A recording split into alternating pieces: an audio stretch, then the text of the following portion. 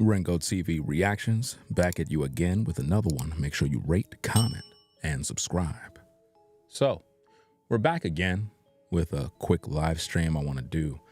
I want to cover the situation with Bernie Mac. Pretty much confirms everything. That's right. Everything that Katt Williams was talking about. That's right. Bernie Mac confirms everything Katt Williams talked about in this particular footage here. Let's just get right to the footage, fam. Let's go. You don't do your material around a lot of comedians. That's like stealing in front of the police, you know what I mean? They mean well, but they sit on the side. Ooh, that's funny. Next thing you know, you see it on HBO or something. You be sitting at home. That shit is mine, you know? But ain't nobody gonna believe first come, first serve. You know? So when you do new stuff, you never, I'm telling you, for you comics coming up, never bring your stuff out in front of a house full of comedians. You will never work a lot.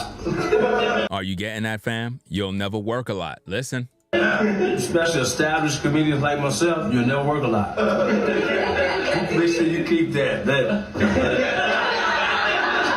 I want that question to be asked on the couch. They be stealing your shit for real? Yeah. He confirmed everything that Katt Williams was talking about. Everything. There was so much information shared right there, it probably went right over your head. Yeah, I didn't even get it. A lot of information was said right there that, yeah, I missed it. Totally. Which is sad. You know? Really, really sad. But we're going to play it back. I'm going to play it back just so that you can hear it again, because what Bernie Mac said here applies to you as well. If you listen carefully, it applies to you as well. Let's listen to that again. Hold on. Material around a lot of comedians. He said, don't do your material around a lot of comedians. Don't do your material around a lot of comedians. We can apply the same thing in our everyday life if you really think about it. Because a lot of us, we do things around people and we think that by us doing this, that they wouldn't steal from you. Oh no, we live in a cold world. Bernie is literally confirming everything Katt Williams talked about regarding comedians stealing material. Listen. You don't do your material around a lot of comedians. That's like stealing in front of the police, you know what I mean? That's like stealing in front of the police. Are you getting the bars? Are you getting that? You doing your material around other comedians is the equivalent of stealing in front of the police. You're robbing something in front of the police. You get it? Are you getting what he's trying to say? Listen. They mean well, but they sit on the side. Ooh, that's funny. Next thing you know, you see it on HBO or something. You be sitting at home. That shit is mine, you know? Are you getting that? They'll be sitting there on the sidelines watching you tell the jokes. Like, yo, that's funny, man. Yo, you doing your thing, bro. I really appreciate you. Next minute, you see them on HBO. Are you getting that? So he's confirming everything Katt Williams said when Katt was talking about how the other dude stole his entire joke. You know, you got some people saying, that's not true. It didn't happen. If the man says somebody stole his joke, somebody stole his joke. Like, none of you can speak for the man himself. That's crazy. If Katt Williams is in an interview saying, yo, they stole my joke, how could you, as a listening audience, say, no, he's not telling the truth? Don't you think he would know his own jokes? Right? Again, listen to what Bernie said. You don't do your material around a lot of comedians. Don't do your material around a lot of comedians. Why? Because they're in the same business. It's like YouTube. Just like YouTube. YouTube is filled with thieves. Let me be the first to tell you. YouTube is full of thieves, copycats, sharks. You can't trust nobody in these YouTube streets. I'm just being honest with you. These streets, these YouTube streets, is dangerous. It's full of thieves. People will see you do something, they'll go do it. Now, a lot of y'all not peeping the game that Bernie put out there. I'm gonna pause the video right when he gave you the game. He gave you the game and it went through one ear and it went through the other. You didn't even get it. I'm gonna play the tape. Listen to what he said. That's like stealing in front of the police, you know what I mean? They mean well, but they sit on the side. Ooh, that's funny. Next thing you know, you see it on HBO or something. You be sitting home. That shit is mine, you know? But ain't nobody gonna believe first come, first serve. Ain't nobody gonna believe you. First come, first serve. Ain't nobody gonna believe you. First come, first serve. Are you getting it? Nobody gonna believe you were the originator of the joke because it's first come, first serve. So what Bernie is essentially saying is this. People will steal from you, right? If they got a platform, it's first come, first serve. So if I'm at a park in Brooklyn talking about, yeah, I'm gonna do some content about X, Y, and Z. And it's a meeting where there's a bunch of other content creators. And other content creators hear me give out all these ideas on what I'm gonna do now. I said I'm gonna do this. But they overhearing me in this meeting that was designed to empower content creators. Rather than them respecting the fact that I said I'm going to do what I said, no, they rush home, jump on their podcast, and literally put together a show based off of everything I said. First come, first serve. I didn't do nothing yet. But being that they got a large platform, as soon as they go and they do the content, their audience is raving and jumping up for joy like, wow, bro, yo, excellent show. First come, first serve. So by the time I come out and I'm like, yo, wait a minute, that's my work. First come, first serve. The audience is not gonna believe you. Cause he went and did your routine. That same thing can happen to you in your daily life. You could be telling somebody a plan, a business opportunity, something that you're doing, and they rush and go do it. How many of you had people like that? You told them something that you were about to do, thinking that they are supportive of you, and instead of them, I guess, acknowledging what you're doing, they went and tried to do it themselves. Behind your back. Listen to what he said. You don't do your material around a lot of comedians.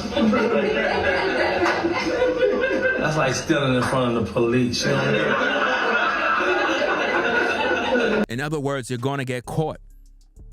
You stealing in front of the cops, you're gonna get caught. You're gonna get arrested. You're gonna get taken down. You know what I mean? You're gonna lose your freedom. Get it? You're gonna lose your freedom. You're gonna lose yourself. Because those other comedians are gonna steal your jokes. You doing your best routine in front of other comedians in a business full of sharks where everybody trying to eat. They'll steal your jokes, bro. Yes, they would. They mean well, but they sit on the side. Ooh, that's funny. Next thing you know, you see it on HBO or something. You be sitting home. That shit is mine, you know? That's the same thing that happened to Katt Williams, fam. Let me see if I can pull it up. That's the same thing that happened to Katt Williams. those 7 TV shows. He stopped stand-up because he got in a comedy. You called Ocean 11 to get that point. Yes, it's easier for you to juice than to get in the Hold on. seeing me doing this joke. Right. And this joke is one of those jokes in comedy where you set it up and it takes a little longer to set it up, takes about 3 minutes. But then you're just hitting them with jokes after that because you don't have to set it up. Right. Mark Curry had already helped me work on this joke because I thought it was good because I was getting a standing ovation on it. He had me go back in the lab and help me craft it to be an even more powerful joke. So this is not just a random joke. This is my very best joke, and it's my last joke, and it's my closing joke. Okay. 1998, I'm doing this joke. It's on Comic View. Cedric comes to the Comedy Store. He watches me in the audience. He comes backstage. He tells me what a great job I did and how much he loves the joke.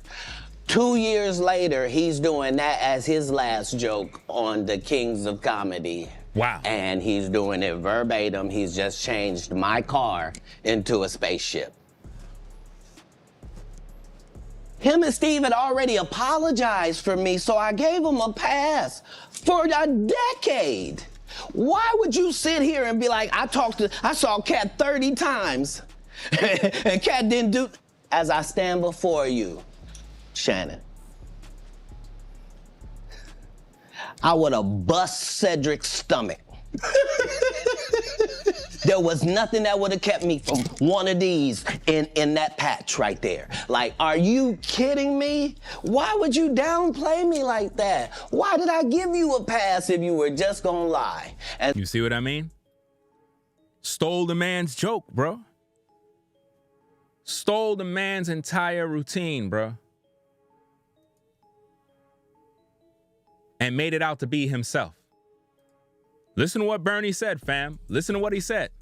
You don't do your material around a lot of comedians. That's like stealing in front of the police, you know what I mean? They mean well, but they sit on the side. Ooh, that's funny. Next thing you know, you see it on HBO or something. You be sitting at home. That shit is mine, you know? But ain't nobody gonna believe first come, first serve. Nobody You know, so when you do new stuff, you never, I'm telling you, for you comics coming up, never bring your stuff out in front of a house full of comedians. Never bring it out in front of a house full of comedians, or else you'll see them doing it on some HBO special.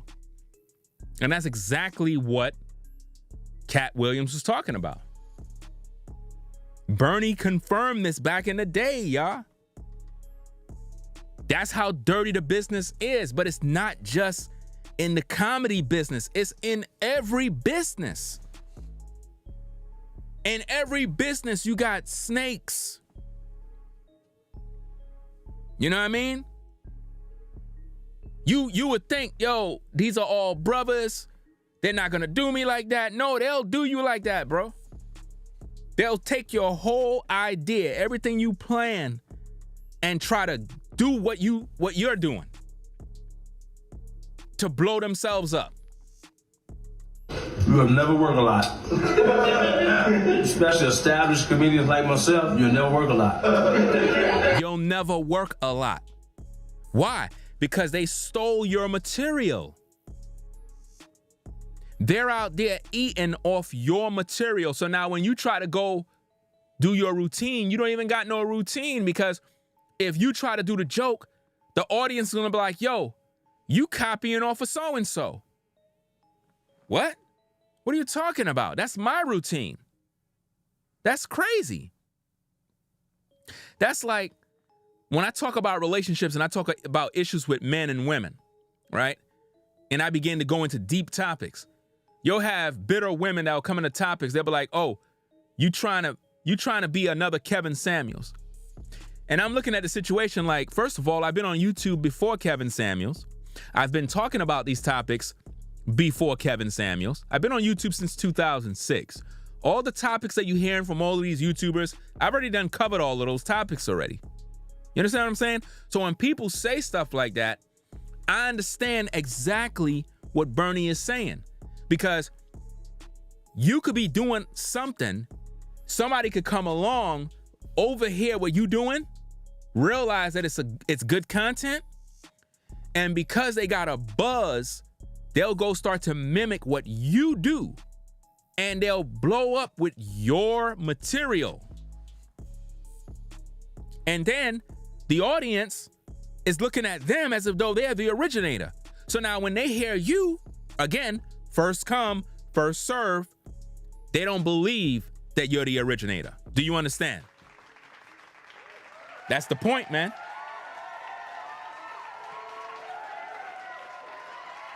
That's the whole point.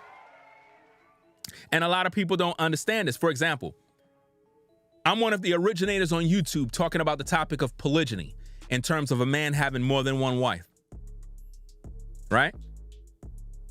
Being that I've started that on these YouTube streets, you have a lot of content creators on Instagram, TikTok. Everybody's talking about poly relationships, open relationships. And it's like they created all these different variations of what? Polygyny. You know, you get what I mean? So everybody's now a relationship expert. Everybody. But none of these people have wives. But they all can tell you about dating and relationships. But when you look at them, where's your wife? Oh, I don't got no wife. Or if it's a woman, you ask her, where's your husband? Oh, she's not married. How you not married and you giving dating advice?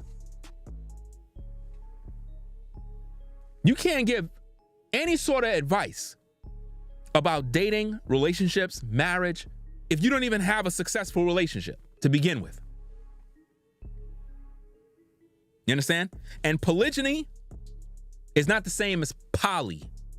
When you hear people on social media using the term poly relationships, that's a perverted relationship, which consists of two women that play for the other team, if you know what I mean, with a guy who accepts the rainbow lifestyle, which means he's also questionable. So when you hear poly, it normally means a relationship where you have one guy, two lesbians, or three lesbians that are engaging with one another. And in those relationships, they have threesomes, foursomes, you name it. That's not what polygyny is. Polygyny is a man that have more than one wife. Respectfully, he respect his wives. They're not in bed together. There's no orgies. There's none of that freaky deaky nonsense. You understand?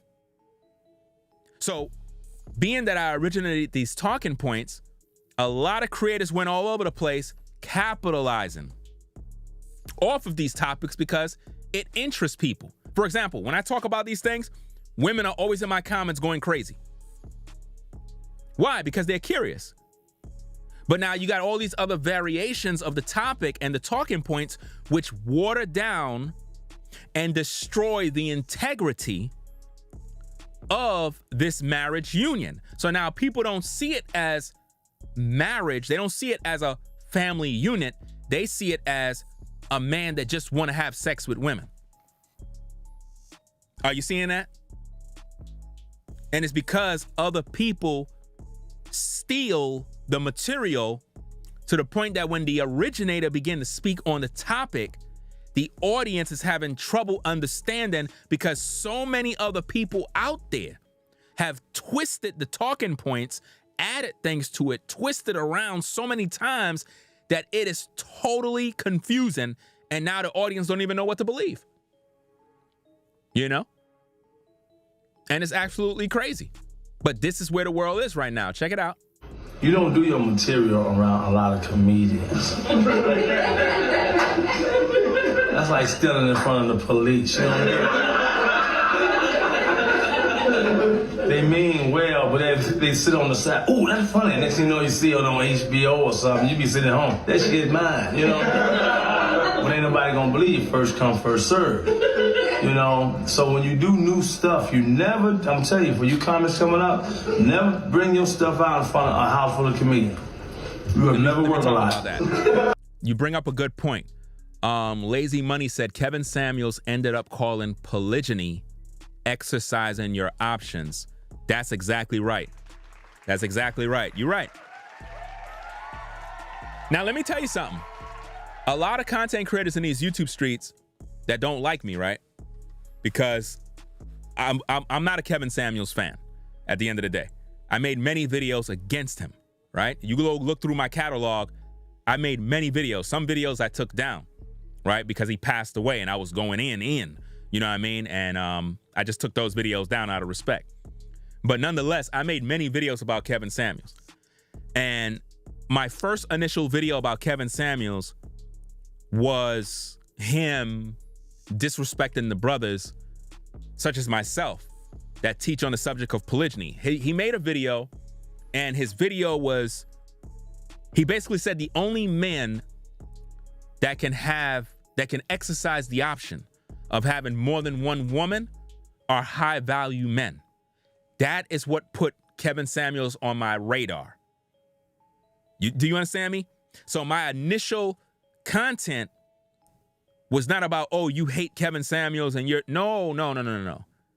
It was when he was stealing my original content of teaching on polygyny, and he called it exercising your options, and how only a high value man that make more than 6 figures, that only he's qualified to have more than one wife. And when I heard that, I was like, what does this guy think he's doing, bro?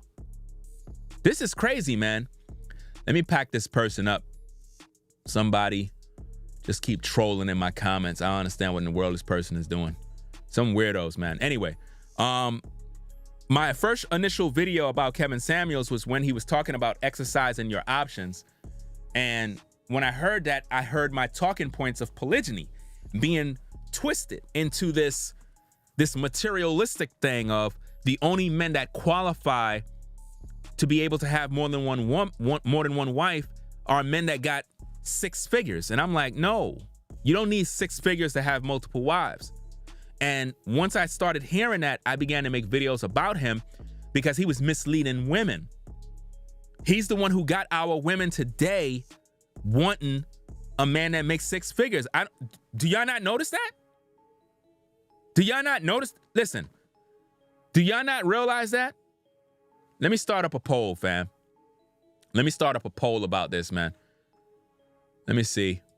I got to see what the people are saying. Start a poll. Do you believe women want a man with 6 figures because of Kevin Samuels' message? Right? Because a lot of people don't understand how serious this is. His message on high value man was very dangerous. Very, very dangerous. And that's one of the reasons why our women are destroyed today.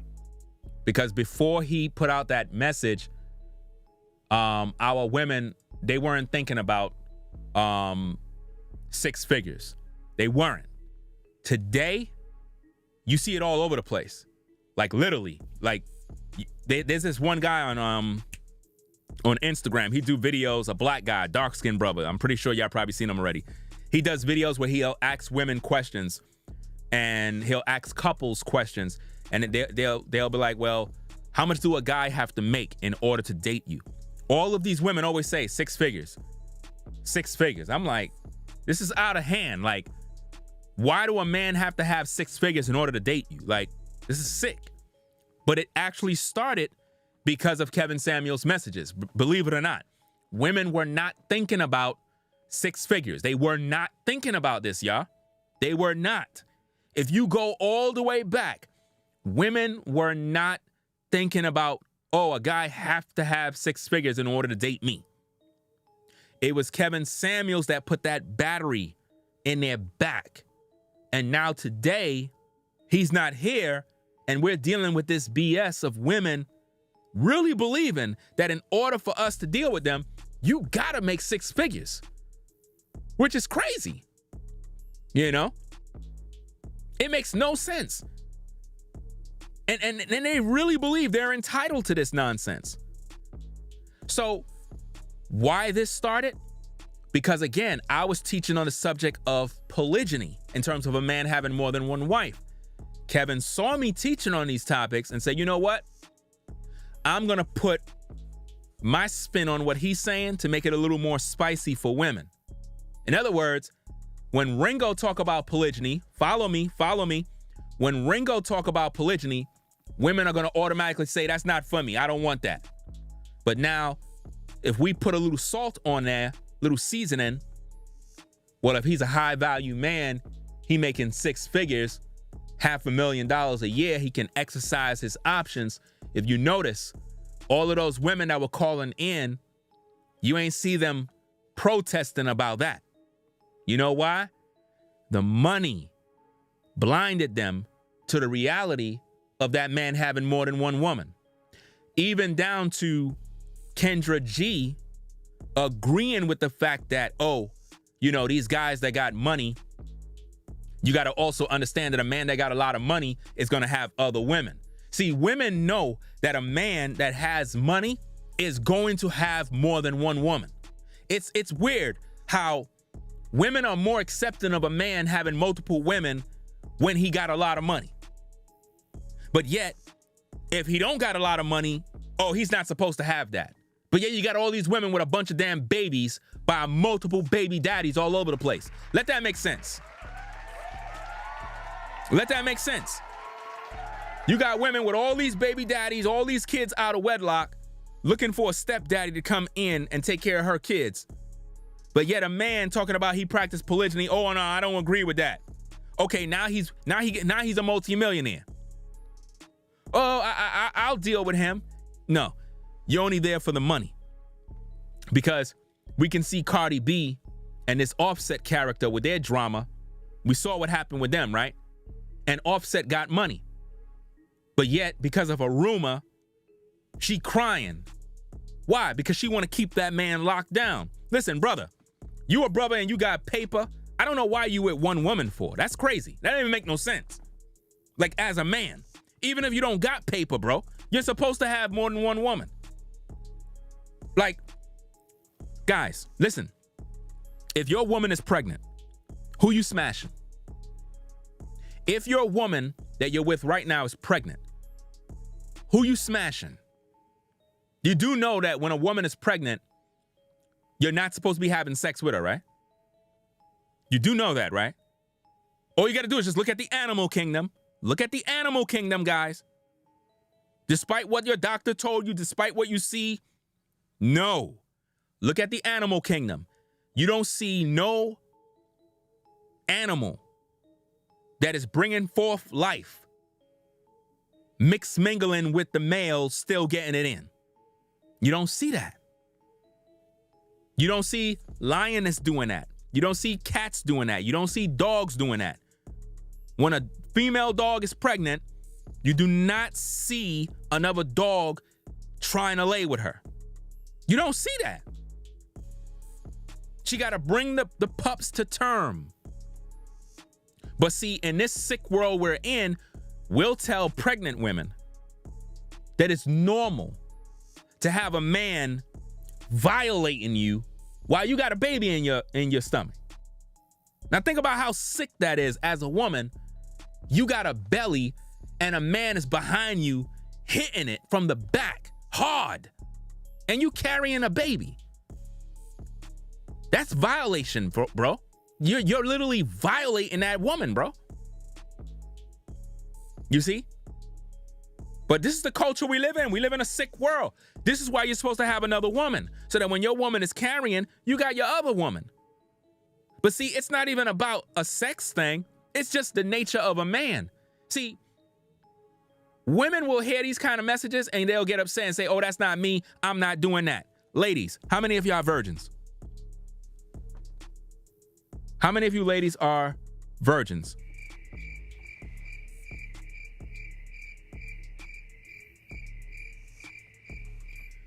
How many of you ladies got kids out of wedlock?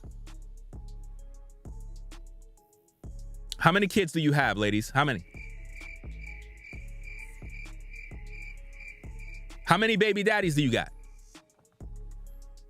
How many baby daddies? So let me get this straight. You got 3 baby daddies and your man has another woman and you crying? But you got 3 baby daddies, but you're expecting him to be a stepdaddy to your kids that are not his.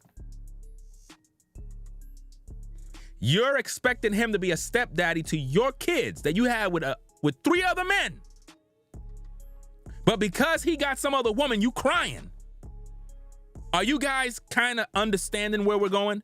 Do you see the double standard on how it's okay and acceptable for us as men to tolerate dealing with women that got a pile of kids out of wedlock, multiple baby daddies, but we supposed to step in? No, not doing it. Not doing it, fam. That's crazy. It don't make no sense. So my point is, when I made up and I talked about these topics of polygyny from the Bible, from a biblical perspective, Kevin Samuels took the message and he turned it into men exercising their options to make it more presentable to women to agree with it in terms of, so ladies, do you want to pay significant bills when you get married? What normally do women say? No. And what does Kevin say? Well, he's going to exercise his options. And what do he always say? Don't bring no babies. Don't bring no diseases. And don't embarrass me in public. Now, what is he essentially saying? Is he saying that he's going to go out there and get another wife and take care of her? No. What he was promoting to you ladies is that he can literally go out there and other women and have no strings attached. In other words, go out there, the women, leave them with babies if possible, but basically just get his rocks off with no accountability. That's toxic. That's not polygyny. And that's why I made videos against Kevin. Because I saw what he was doing, not only in, I guess, misrepresenting the marriage union of polygyny, but also the abuse on women in terms of saying, okay, cool, me and this woman can be in a relationship together, but because I'm a high value man, I can literally exercise my options by going out there and another woman, right? Just for the fun. I don't have to love her, because that's another thing Kevin Samuels taught, is that as men, we can literally go out there and any woman we want and not have no feelings. That's a lie. That's a lie. When a man lay with a woman, if he have no feelings for that woman, he's a whoremonger male. Typically, when a man lay with a woman, there's going to be a level of attraction and bond that takes place. He's making it seem like as men, we're just animals. Like we could just go and screw a woman and not have no thought, no feeling, no nothing.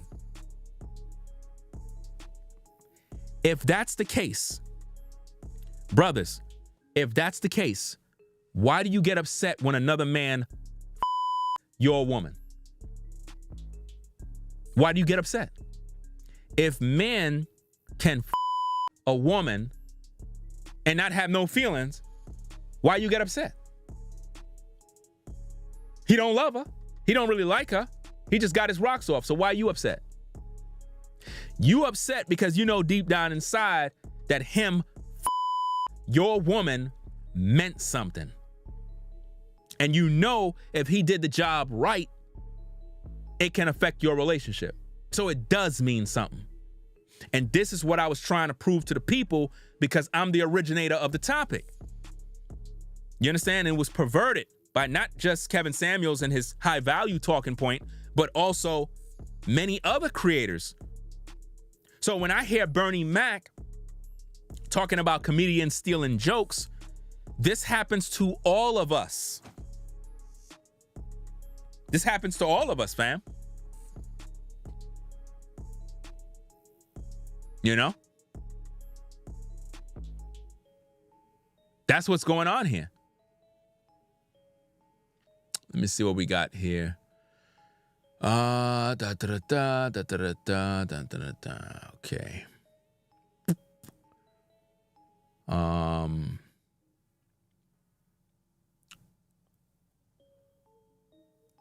What do you mean in polygyny we need self-control? What are you talking about?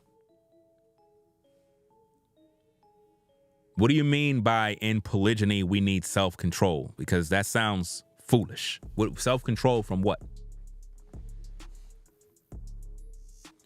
Do women have self-control for having babies out of wedlock? Do women have self-control when it comes to, sleeping around with 1,000 guys? What's really going on? You see?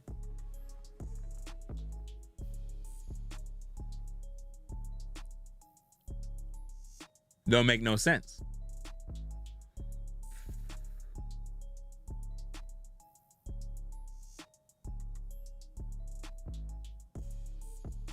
Let me see.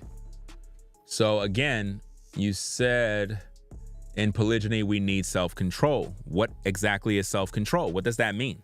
What do you need self-control from? From being a man? A man is supposed to women. What control are you talking about?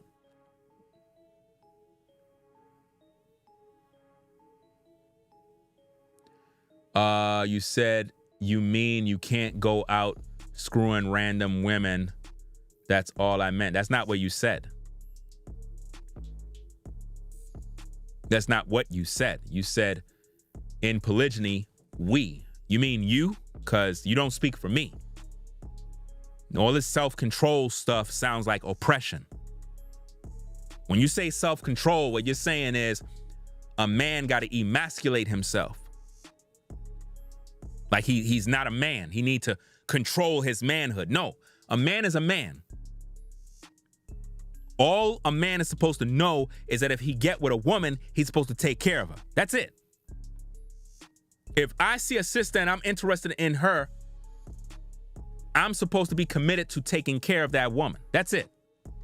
If she's my woman, I'm supposed to be committed to taking care of that woman. That's it. All that self-control talk is oppression. That's called emasculation. A man don't need to control anything. Control what? That doesn't make sense. That's like saying, oh, you're not supposed to be attracted to all these women. You're supposed to control your attraction. No. There's no limits to anything. The only thing a man needs to do is take care of his family. That's it.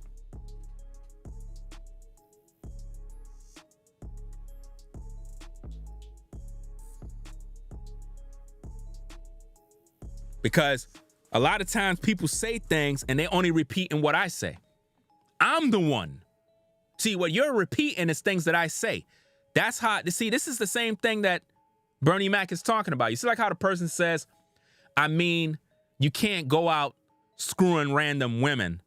That's not your talking point, bruh. I don't even know who you are, male, female, I don't know. But you're repeating what I've already said. And this is what I mean. You're repeating what I've already said. Now think about what you're doing. You're telling me what I've already taught. I'm the one who taught that. Do you see how you're repeating what I taught? I'm the one who teach brothers that you're not supposed to be a whoremonger male, which means you going out there just to women just for the heck of it. No.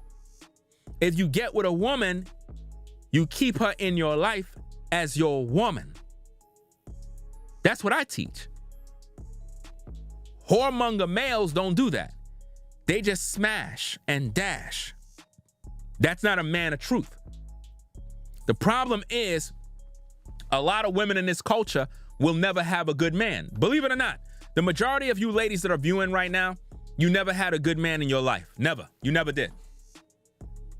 I can guarantee you, the majority of women that are looking at this stream right now have never been with a good man ever in her life. They never had a good man. Because a real man takes care of his family. He takes care of his women. And he's serious about life. A lot of the guys that you ladies get with, pretty much they just wanted to and that's it. They just wanted to smash. That's all. And sadly, you got taken advantage of because of your choices and the kind of men you deal with. Just that simple. My thing is, why is it that when I teach on the subjects of polygyny, you ladies be coming to my topic talking a whole bunch of shit, and then when you look at guys like Kevin Samuels, when he taught on this high value stuff, you ready to get with a man that got a bunch of money, and you didn't mind if he was exercising his option as long as he ain't bring no unwanted pregnancies, as long as he ain't bring you no diseases, and as long as he didn't embarrass you. That's what Kevin taught. And you were with it. Which shows where you at. You just wanted the money, not the man. You don't mind, because see, women already done know men have other women. Women know that. That's why I always tell these brothers, when you get around sisters, man, stop all this lying and playing games, fam. Any woman that get around me gonna know straight up and down, right from the front, from the start, that I'm not with that monogamy nonsense. Don't even come at me with none of that mess. Like some sisters, they'll hit you up and they'll ask you, are you single? As soon as they ask me if I'm single, I just block them. Like why the f asking me if I'm single? Like, that's a dumb question. Like, all I do is talk about relationships, polygyny, and you asking me a stupid question about, oh, are you single? Single for what? Like, it didn't make no sense, bro. But anyway, let's get back to Bernie. You don't do your material around a lot of comedians. That's like stealing in front of the police, you know what I mean? They mean well, but they sit on the side. Ooh, that's funny. Next thing you know, you see it on HBO or something. You be sitting home. That shit is mine, you know? But ain't nobody gonna believe first come, first serve. Ain't nobody gonna believe you. First come, first serve. If you are the originator of something and somebody go to their platform, let's just take hypothetically YouTube. Let's say you go to a content creator B. They don't know who I am. But that content creator take what I'm talking about, go to his platform and speak word for word everything I shared. First come, first serve. His audience is going to take every word he say at face value and believe, wow, yo, you teaching, bro. Yo, you really doing it, fam. And then if they were to come across one of my videos of me talking, guess what they're going to say? Yo, you copying off of so-and-so, bro. Yo, why you copying, bro? It's crazy. That's like, you have people that be on YouTube and they'll say, oh, Tommy Sotomayor originated talking about black women and this and that. Nope, that's not true. Nope, that's not true. There were people here before him doing that. There were people here doing that way before him. He's not, no. To you, because you might have came across his content and thought that he did this and he did that. No, there were people here before him that were doing that. But it's sad that you give him this credit that it's not even for him. You think he's gonna mention the names of the people that were here before him? Because it goes back to what Bernie Mac said. You don't do your material around a lot of comedians. Now, you got to get the bars that he's spitting. You don't do your jokes around a lot of comedians. See, a lot of YouTubers are comedians. A lot of them are a bunch of jokes, bro.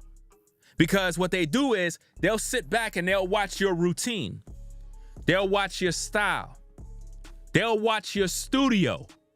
They'll watch your setup and literally try to see how they can mimic it. Are you catching the bars, bro? Are you catching it? They'll watch from the clouds, looking to see how they can do what you're doing. Hey, it's a sick game, bro. You don't do your material around a lot of comedians. That's like stealing in front of the police, you know what I mean? They mean well, but they sit on the side. Ooh, that's funny. Next thing you know, you see it on HBO or something. You be sitting at home. That shit is mine, you know? But ain't nobody gonna believe first come, first serve. You know, so when you do new stuff, you never, I'm telling you, for you comics coming up, never bring your stuff out in front of a house full of comedians. You will never work a lot. And it happens right on YouTube, y'all. It happens right on YouTube where you have content creators with larger platforms. They'll see what a smaller platform is doing, realize it's good, copy it. They'll get crazy numbers on their platform, and the little channel get no recognition, y'all. None. You know? Let me see what this person says. Some person says, Panther Jones says, I'm not going to front. Tommy was the first one, 2009. No, he was not. You're wrong. You're wrong. You're wrong. I was here from 2006. Tommy got his talking points and the motivation from Sergeant Willie Pete.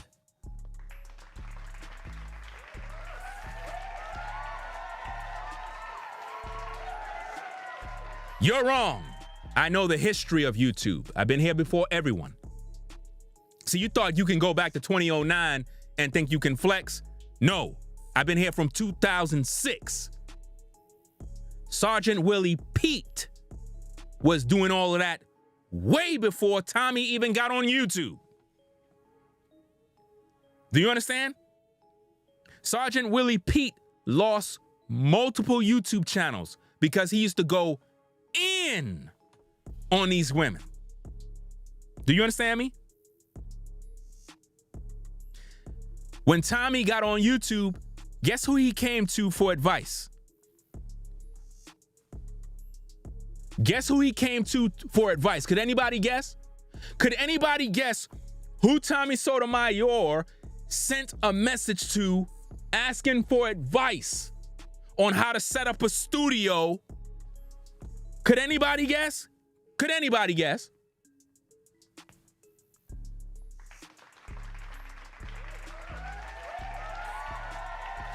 Listen.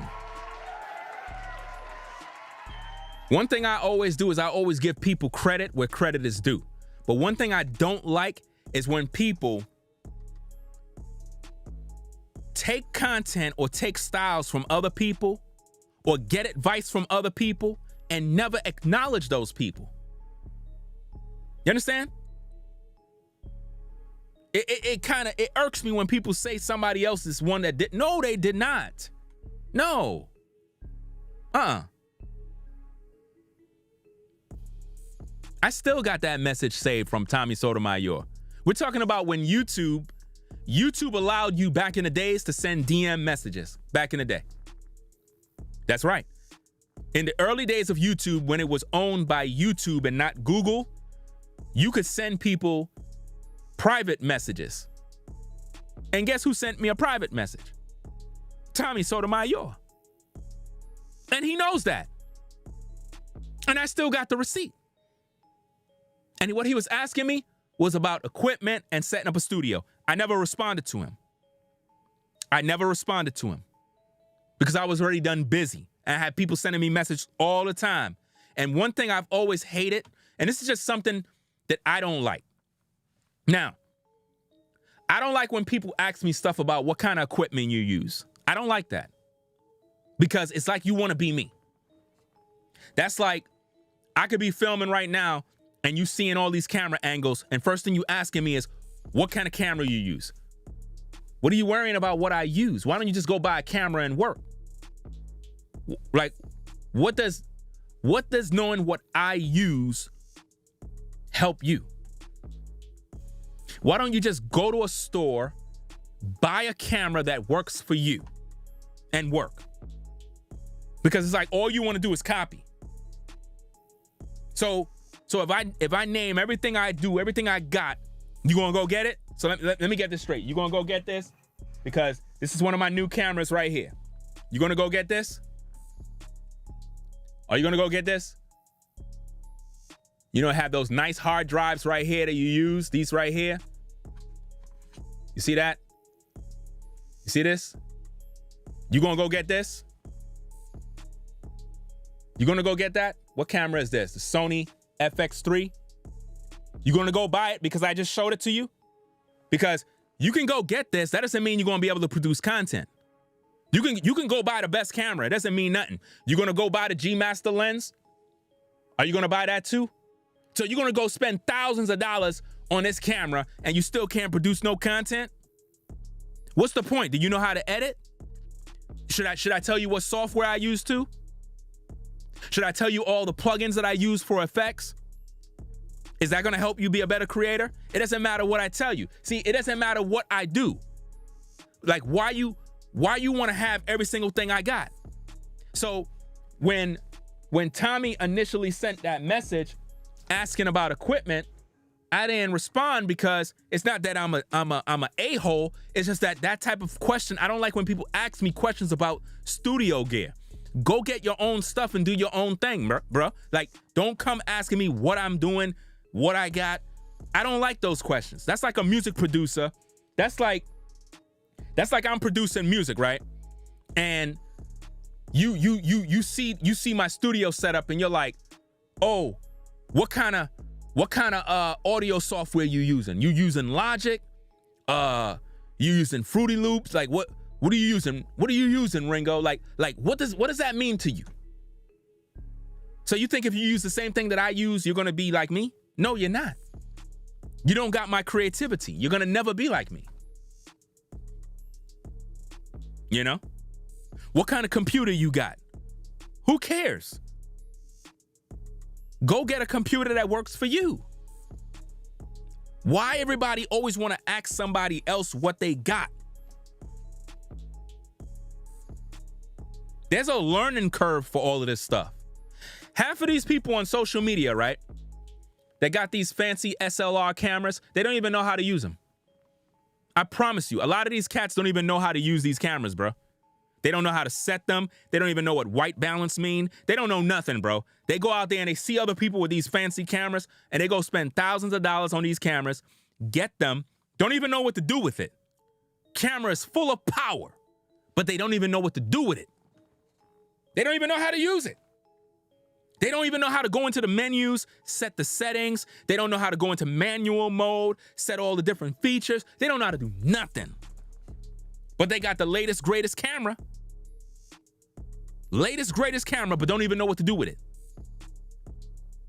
I always tell people, when you start off, buy yourself a basic point-and-shoot camera. That's it. Learn with that, and then as you grow, then you move up. Don't go buying the best of the best, man. Because you buy the best of the best, it's gonna only stress you out. There's a lot of people with good equipment and don't even know what to do with it. You can even take those bars and apply it to a man. A lot of you guys, you got the equipment and don't even know how to use it. You get with a woman, you got the equipment, but you don't know how to use it. Can I get a witness, ladies? They don't know how to use the equipment.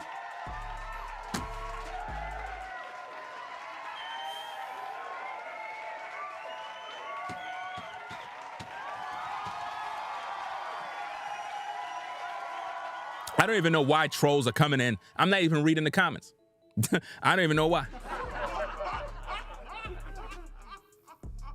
Y'all wasting your time. So, hey, again, listen to what Bernie said, fam. You don't do your material around a lot of comedians. That's like stealing in front of the police, you know?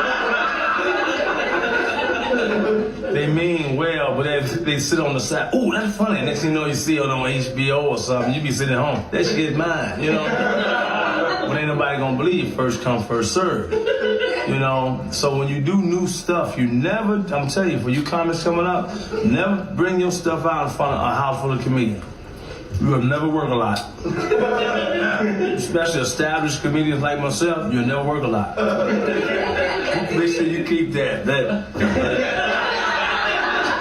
I want that question to be asked on the couch. They be stealing your shit for real? Yeah. See, what he's saying there, everybody laughing, everybody giggling, but this is real talk, man. You got people that be stealing, and it messes with your livelihood, bro. They taking food off your table every time they try to steal, bro. Why do you think I set the bar so high, bro? Why do you think when I do my content, the way I do my content, the aesthetics of my studio room, why do you think I do all of this stuff for, fam? Why do you think I do all of this, man? Why do you think everything is set up the way I have it, bro? You know why? I'm gonna tell you why. Because these motherfuckers on YouTube, right? They love to copy. Try to copy all of this, fam. Try to copy. Go ahead. Do it. Look, the bar is set very high. You got a lot of work to do. A lot. Because everybody is always trying to do what the next man is doing. So they can't do this. They can't. That's a lot of work. A lot of expertise. A lot of things got to go into it. They not doing all of that, fam. They not going to go do all of this. So they just say, you know what? I'm just going to stay in my lane. I'm not even going to waste my time trying to copy this brother. Ringo's in his own little lane. It is what it is. I ain't even going to do it. And that's that. Because there's too much copycats. And I've seen that a lot from a lot of people, man. Like, let's say, for example, if I'm doing content and I just have like a one camera setup, right? And I'm like this, right? It all starts with the microphone, right? You get a microphone, everybody got the microphone. And I'm not saying that nobody can't have this microphone. It's universal. Everybody pretty much have this microphone. But my point is, let's say if you have a basic one camera setup, right? And you put a light in the corner over here. And the light look good, somebody will go start up a channel, one camera setup, put a light in the corner. Same like, just like you. You go look at that video, you're like, what you talking about, Willis? it looks like my setup. And then you go add something else. You put like a little picture frame over here somewhere. You go to their video, they got a picture frame. Is this guy copying me? Yeah, it's copying you. That's right. So now I'm waiting to see who on YouTube is gonna have LED floors. I'm waiting. I'm literally sitting back waiting to see who is gonna try to copy. I'm waiting. I'm sitting back waiting, fam.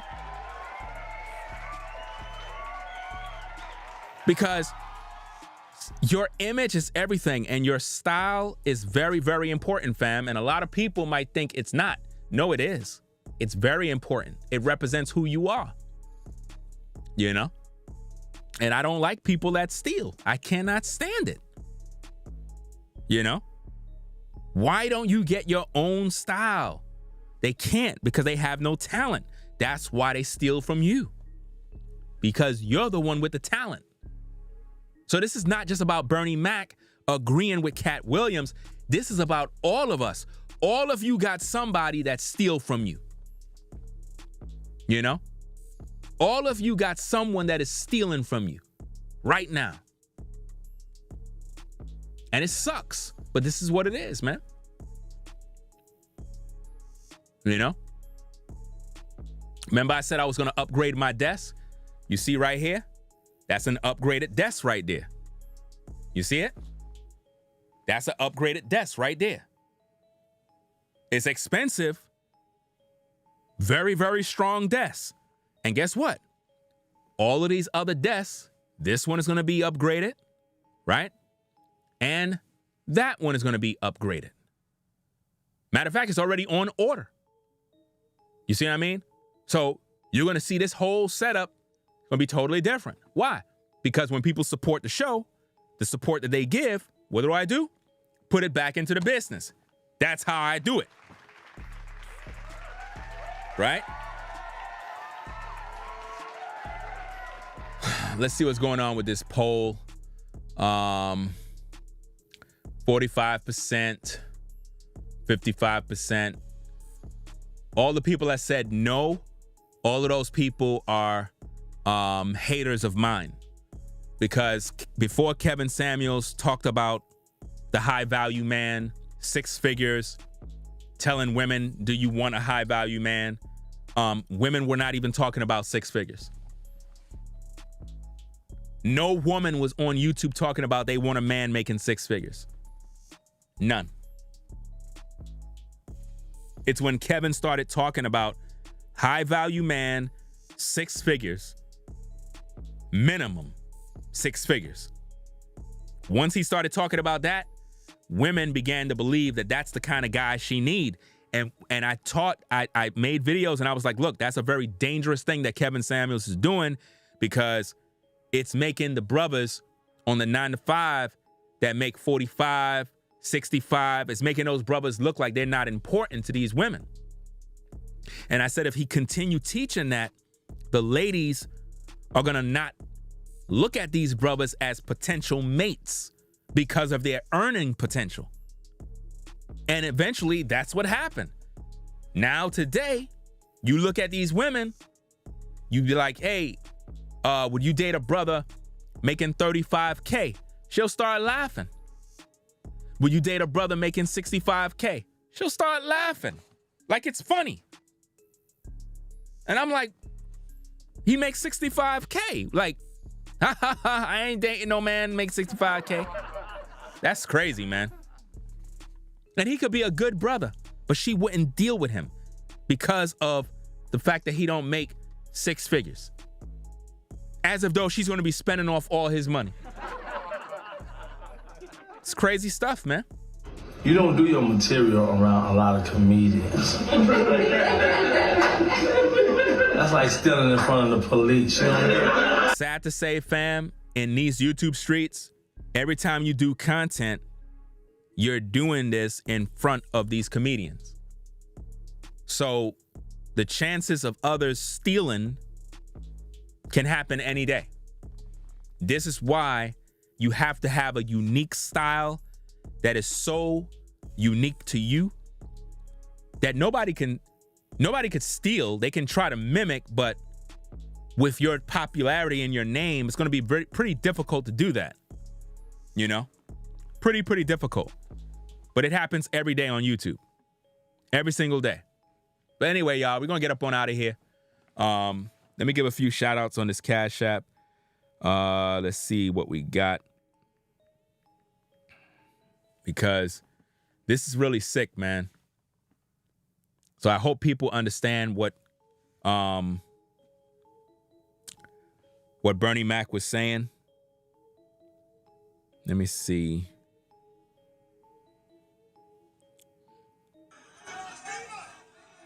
Okay. All right, let's see what we got. Cause I ain't give shout outs from the other day, so I gotta kind of backtrack. Let me see. Shout out to, let me see who we got here. I think shout out to Hawa. Shout out to Hawa for the $1. Browns for the 10. Forever Studios for the 40. Katina for the 15.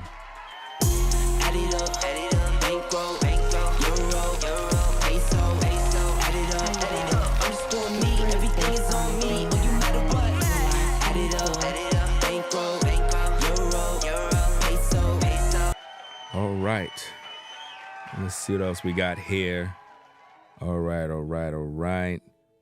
Shout out to V-Dub Man for the $90 support. And Adrian for the $5 support. Add it up, bankroll, euro, peso, add it up, I'm just doing me, everything is on me, oh you matter what, add it up, bankroll, euro, peso, add it up. All right, let's see what else we got here. Okay, this sister said don't shout her name out. All right, shout out to Myron for the $2 support.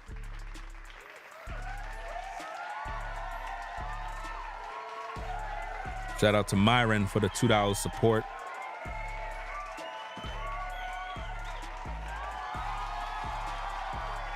And shout out to V-Dub Man again for the $80 support. Add it up, bankroll, euro, peso, add it up, I'm just doing me, everything is on me, oh you matter what, add it up, bankroll, euro, peso, add it up.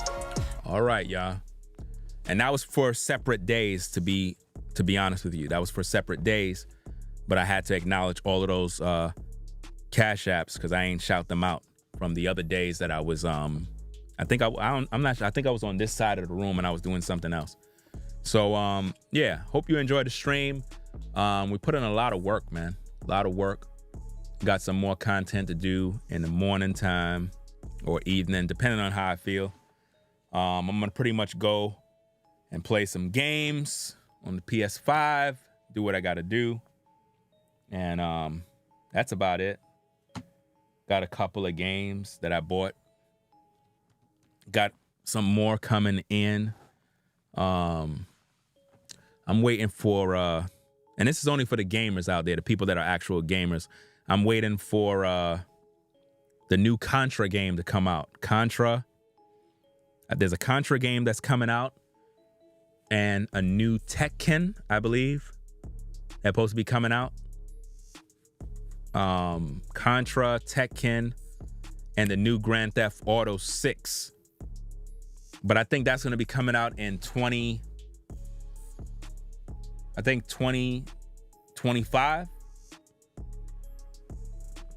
think 2025, I think.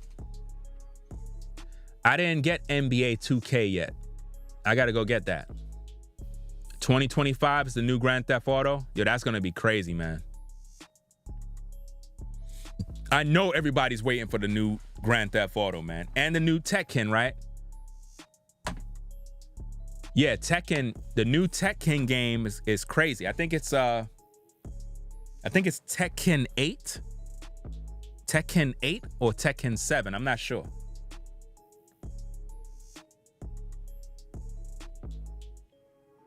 I got Gran Turismo. I didn't open the game yet. I didn't open up the game yet. Let's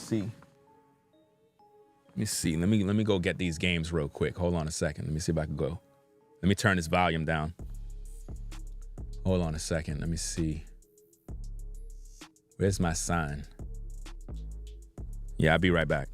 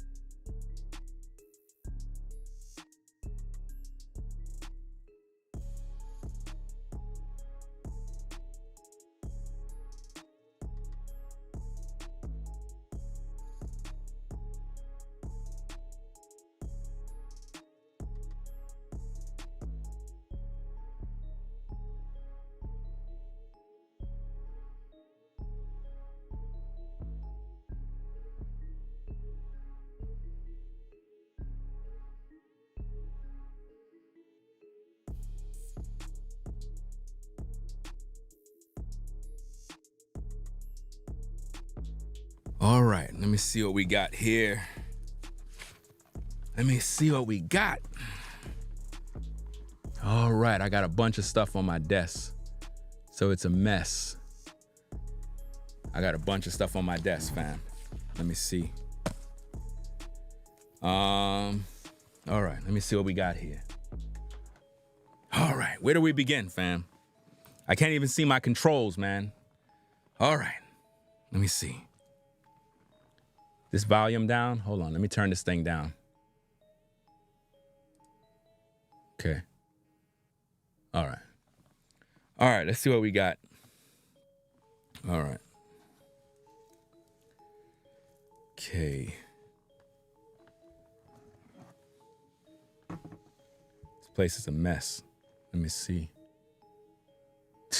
Look at my desk, man. My desk look crazy right now, man. My desk look crazy right here, man. Hold on, let's see. All right.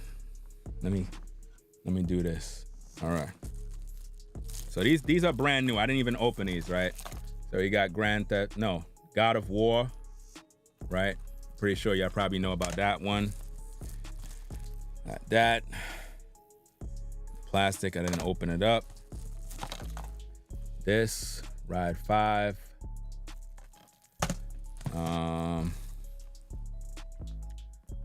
Mortal Kombat, all right? Okay. This is one of my favorite arcade games, man. R-Type is like one of the best arcade shooters to me ever. You know what I mean? So I'm really looking forward to anything that's R-Type, man. I like car games. I didn't buy the steering wheel yet. If anybody can recommend a steering wheel, not nothing cheap now. I want only the professional steering wheels. You know what I mean? It gotta be the professional steering wheels with everything, because I'm setting everything up, right? Street Fighter, right? Boom. What else?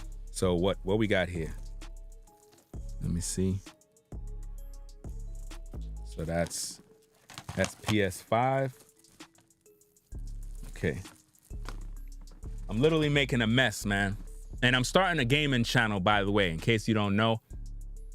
I'm starting a gaming channel, man. All of them gamers are rich, bro. All of them gamers on YouTube is rich. I'm gonna tap in. I'm tapping in, fam, because I'm a gamer. And it's like, why not? Why not join in the fun? Everybody else is doing it, right? So I'm gonna go set up my thing, do what I gotta do. I ain't playing around, fam. So now, what is this? This is what, PS4? Because I think with the PS5, you can play PS4 games. So, you know, you have that. You have that, Driver's Club. Boom. Contra. Another R-Type, right? So there's a bunch. And think about it, with all of these games, yo, it's nothing but content. Let me see, somebody said Logitech G29 racing wheel. Remember, I don't want nothing cheap, fam. I want high-end stuff, because based on my research, they got steering wheels that are like $600. Some $1,200. I'm talking about steering wheels with everything, the brakes, all of that stuff. And it's like as real as a car. I'm talking about it's ultra real. So that's what I'm looking. I don't want nothing. I don't want the regular stuff. I want high end, the type of stuff they would normally use for a gaming competition. Like if they were having like a gaming competition and you have a bunch of other guys and it's a competition, those steering wheels. That's what I want. I don't want the stuff that anybody could just get right there from the store. right? You have that. That's the collection. That's like has the old games, the regular Contra, all of that stuff. Everybody know about the classic Contra. That was like the best. Everybody know that. I believe it was that up, up, down, down, left, right, BA start. You know what I mean? A lot of these games I just picked up. You know, I didn't even open none of these, man. Like, I didn't even open them up. You know?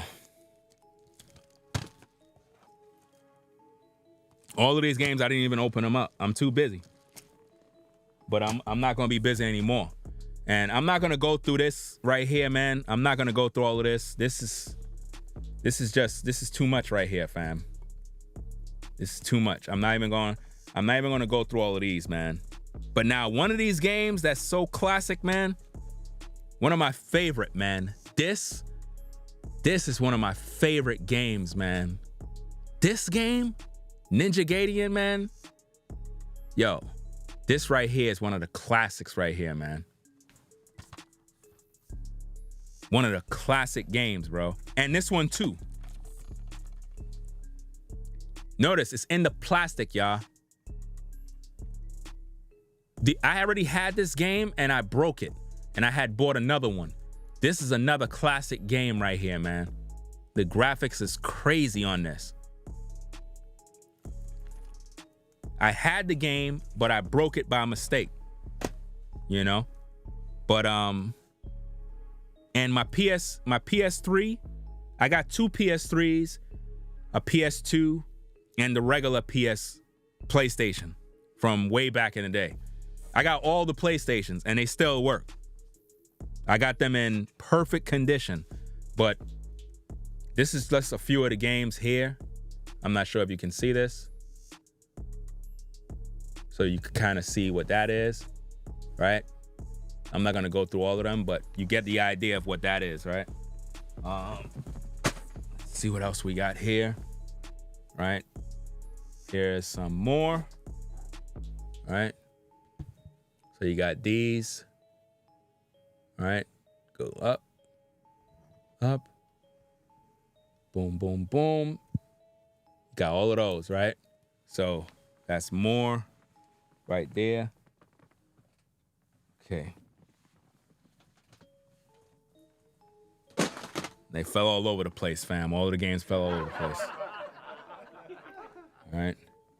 You got these. All right. So this is a lot of content. That's a lot of content to be making, man. You got these right here. Right? So I'm gonna get the gaming channel going. And one thing about gaming channels that I like, you don't even have to have the newest game. It's not about having the newest game. You know? It's about sometimes you could be playing old games and people like the old classic games. You could be playing Miss Pac-Man and people like that game. You know? I'm not sure if I show you. This is another great game here, fam. This one, Dante's Inferno, that's a good game. Notice, in the plastic, never open. I originally had this game, lent it to somebody, and you know how it is when you lend people stuff, fam. They never bring it back. You know? Now, my PS2 collection is in the closet. I have 1,000 PS2 games, fam. But in here, I got 3. We have Resident Evil. These are brand new. You know, some people, they be having the cases. They be lying to people. No, this is the actual games. You know what I mean? Actual games in perfect condition, fam. You can see the CD. Clean. No scrapes. No nothing. Clean. Brand new. Got that one. That one there. Resident Evil is a classic game. Matter of fact, I think they up to like Resident Evil 7. That game is like a movie. Those type of games, you gotta play those games in the nighttime with the lights off. And you just gotta play the game and just kind of chill out. And it'd be mad fun. But that's about that. And if you have a PS2, you better have NBA Street. If you don't got NBA Street, I think it's NBA Street 2. I think it's NBA Street 2. That's the best basketball game in the world. The best. It's the most fun game to play. You know? NBA Street 2, the most fun game to play ever, man. But I think it's for the PS2. Right? So, hey, we're going to get up on out of here, man. I'm going to go play some games, yo. I'm going to go play some games right now, man. I'm going to go do what I got to do. Grab me something to eat. And get some games going, man. Now, for the gaming setup, right? There's some pieces that you got to get to do it. I was watching some YouTube videos like on how you have to set it up to do like your gaming channel. There's some things you got to buy. Like you can have like a laptop. You got to get a Elgato. I forgot what in the world it is. It's this device. Let me see. Because you got to move the game to your computer. Let me see. Right now, I'm just kind of just hanging out with y'all right now, just chilling.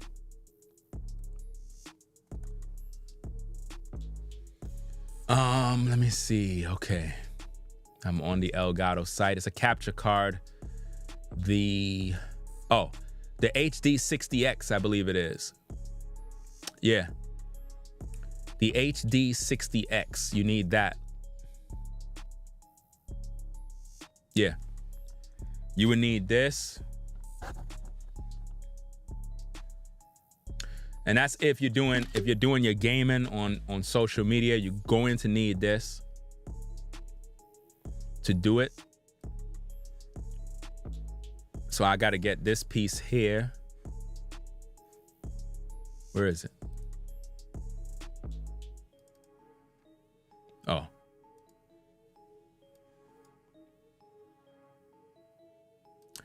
You got to get this. Whoops. This piece. You would need that to connect your, it says it lets you capture PS5, Xbox gameplay like a pro, stream or record high resolution content for audiences on any platform. So basically, you can record your games in 4K resolution. You can stream if you want to stream. You can do that. So pretty much that device right there. You got to figure out a way of how you're going to get your audio, like with your microphone and stuff. There's different setups. Like I can have it with this microphone where I'm doing with my main microphone. I could even configure it with the Rodecaster Pro. I can do that too. But I forgot how the guy did it because he showed how you have to have everything connected. There's different ways to do it, but the way he had his own setup, to me, is the best way. It was more simple and right to the point. And the rest is history. After that, it's just having fun. Now think about that. You could be on the 9 to 5, right? And then say, you know what? I'm gonna start me up a gaming channel on YouTube. Make a few dollars.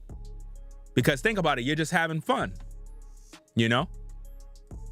It's not even like you're trying to be a content creator by talking. You're literally just playing the games you always love to play. You go to your 9 to 5. When you get off of work, you've been playing games all your life. Set up a YouTube channel. See how it goes. You never know. My gaming channel gonna blow up. Watch. It's gonna blow up, I'm telling you. I already know. I can't wait to get started. But I have some more games that's on the way. I ordered some other games and whatnot. So what other game's supposed to be on the way? I think a Tekken game. You know what? I'm thinking about getting the Xbox. Now, the reason why I want to get the Xbox is for a car game called Fruzno. I'm not sure if I'm pronouncing it. Fruzno 5 or something along those lines. Let me see.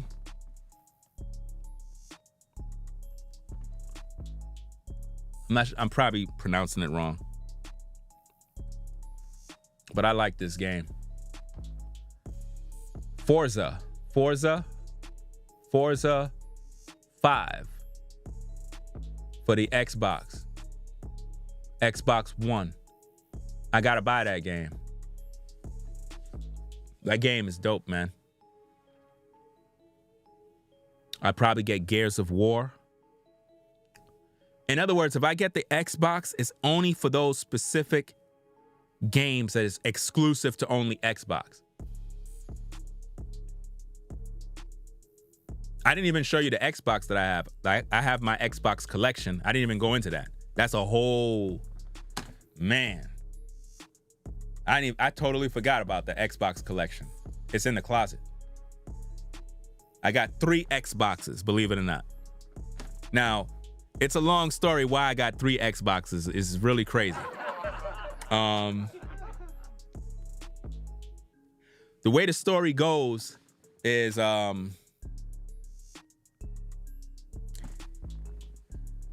bought a black Xbox, right? Now, this is weird. I ordered a black Xbox, and the company that shipped it, for some reason, I never got the order in time. Like the order, I'm tracking number, everything, I didn't get it. So they shipped me out another one. But the Xbox that they originally shipped me actually came too. So I got a refund for that one, but it still was delivered. So I paid for one, but I end up getting another one for free. So I'm like, okay. Somebody say you ain't tell them to take it back? No. That was a blessing from the Lord, fam. And then the third Xbox, I bought that because, if I'm correct, that was the Resident Evil Xbox. The all red Xbox. The reason why I bought it is because it was something about the plug. I forgot the controversy that was going on during that time, but it was something about that particular Xbox won't get the yellow, what is it? The red, I forgot what green light of death. I forgot what it was. The yellow or green light of death, the green ring. I forgot what in the world it was, but the Xboxes then was getting this ring of death, you know? So I bought the red Xbox. I think it came with Resident Evil. I bought that one out of just, I don't even know why I bought it. It's literally brand new. Like literally. I got 2 brand new Xboxes, brand spanking new. One of them I use, but the other 2 is brand new. I never even use it.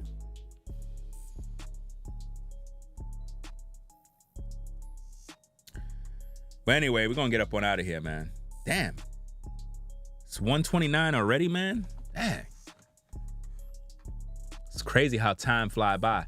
I can't wait to get the new desk set up here because I don't like looking up. I don't know if you see me looking up. I'm looking up at the monitor. I don't like that. It's bothering my eyes and everything looking up. I should be looking like this. You should see my eyes looking downward. The monitor should be right there. So once I get that desk, I have to get what else? I probably got to get a new monitor stand for it. The stand that I have for this monitor is expensive, And the thing is, when I get the new desk in, I might have to upgrade the arm that's holding the monitor. I don't want to, because that arm alone is like $300 just for the arm that holds the monitor. It's a very expensive arm that supports the weight of this monitor. I don't want to upgrade it though. So I have to see how it's gonna go. I don't feel like buying another one. I don't like wasting money on stuff that don't really need to buy. You know? But nonetheless, I'm gonna get up on out of here, man. I got a lot of things I gotta do. I wanna play some games, man. So we're gonna start the gaming channel. We're gonna do that eventually. And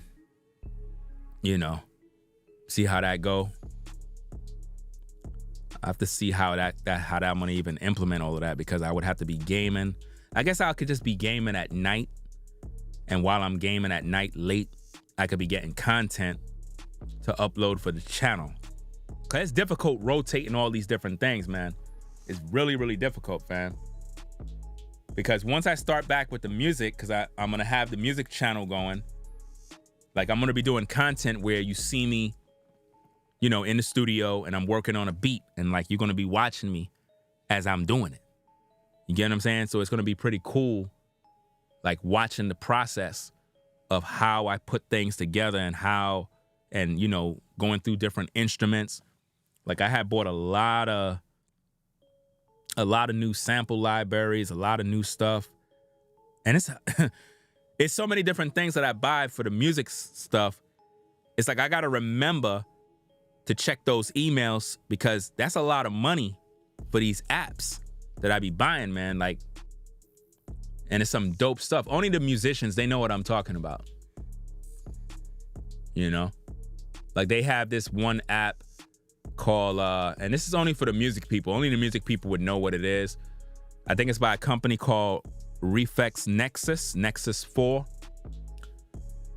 It's like Nexus 4. I listened to it. It sound alright, but to me, it's not really a synthesizer. You know what I mean? It's sort of like a device, like you're just triggering samples, but you're not really able to manipulate the sound and create sounds, and it don't have that analog sound. You know what I mean? Like a DX7, a Yamaha, or a DX21, or a Korg 01W FD. It don't have that analog sound that, like a real synthesizer. It don't have that. It sound fake in a way. But now what I like is Vengeance.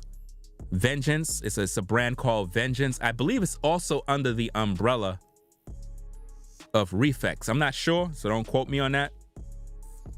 But Vengeance Sound has this synthesizer called Avenger. Man, that app is dope, man. I already bought it. It's dope. It's really, really dope, man. You can make some crazy beats with that, man. Crazy, crazy beats. Like I'm gonna be auditioning that once I set up everything. That's gonna be fun. But that app, Avenger, is dope. Let me see if I can pull it up.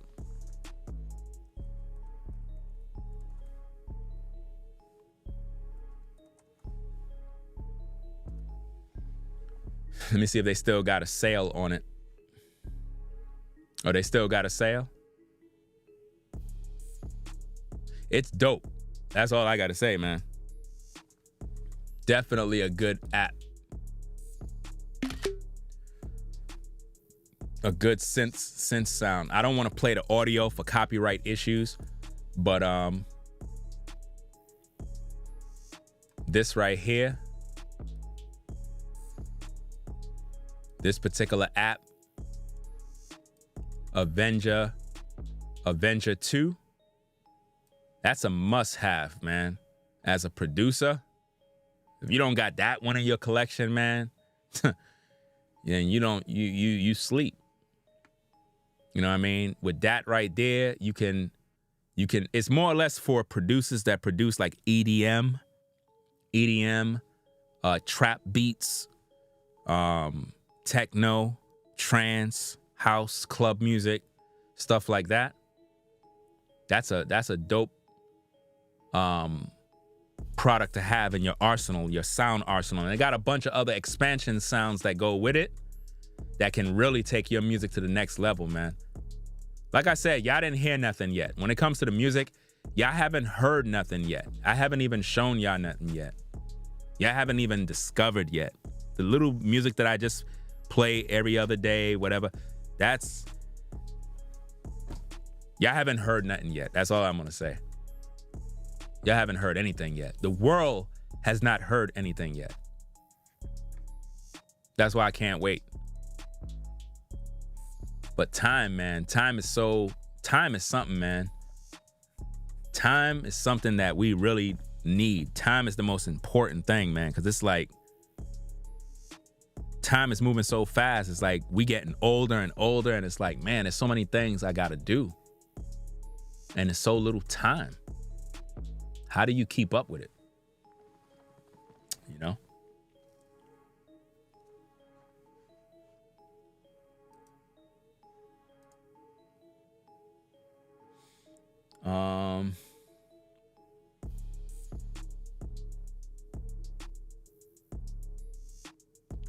It's crazy.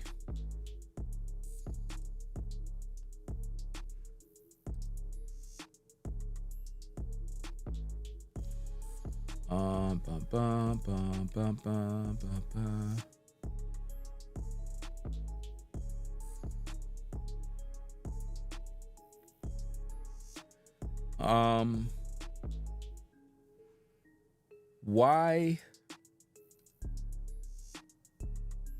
Why was Rachel blocked?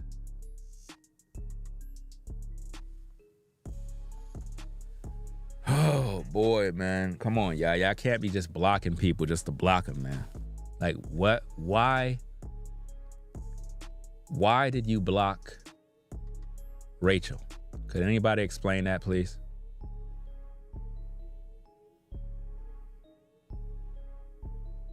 Why was Rachel blocked? All Rachel Parker said was, I listened to your music the other day and it felt like the apocalypse in my ears. I got scared, but keep doing your thing. Like, what exactly? What was that? That's no. She didn't disrespect anything. See, you misunderstood what she was saying. And if you're still listening, Rachel, we're gonna unblock you. She wasn't disrespecting. At least I didn't see that. Not in those comments. I'm scrolling up. Let me see. I'm scrolling up. She says not all day life. Let me see. I'm only watching the last two comments. The last two comments is what I see. Let me see. Collecting games is like women collecting wigs for Ringo. He has a new wig for every occasion. I don't see anything there. She's not saying anything. She made a comment that I thought was disrespectful. No, that wasn't disrespect. If you understood what she was saying was, let me see if I can do this real fast. Hold on a second. Let me see if I can do this real fast. First, let me turn off those music. Let me turn off these things in the background, all of that stuff playing. Right? Let me explain. First of all, is she unblocked? All right, you unblocked her already? Okay. What she's basically saying, right? And if you're still there at Rachel, comment so that we know you're still there.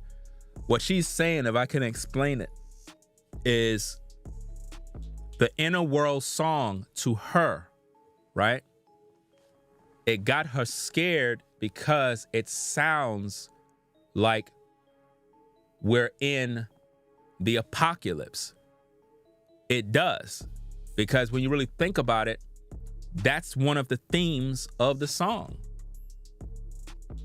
You understand? That's one of the themes. That's what it really is about. It's like you're in a world where it's like it's just hectic. You know what I mean? So when she says the apocalypse, that's not an insult. It's the vibe of the music. It's not like something you normally hear today. So when she says scares her, it doesn't mean scare her as in, oh, I don't like your music. It just like, it was deep. Like, you get it? Maybe I should just play the song. Maybe that's what I should do. I should just play the song and done, right? That's what I'll do. I'll just play the song. Let me see if I got it. Matter of fact, let me put this on for a second. I'm gonna turn the volume off. I want to play it without the volume. I want you to see something for a minute. Let me turn the volume off. All right. Let's put this on. Volume is off. So now, if you look at how the world is, right? I'm just kind of scrolling through. It's like you're in a different world. You see what I mean? You see how you see the monsters, the fire. It's like it's the end of the world, like the apocalypse. Like you see the suits, that it's like the end of the world. That's basically what she mean by apocalypse. That it scared her. It doesn't mean like, okay, disrespect. Nah, that's not what she meant. But let me play the video. Let's just go to the song and do what we got to do, right? So I'm going to play the video now. Let's get into it. Let's go. Help me, please. Help me. Help me. Somebody, please. Help me. In a world.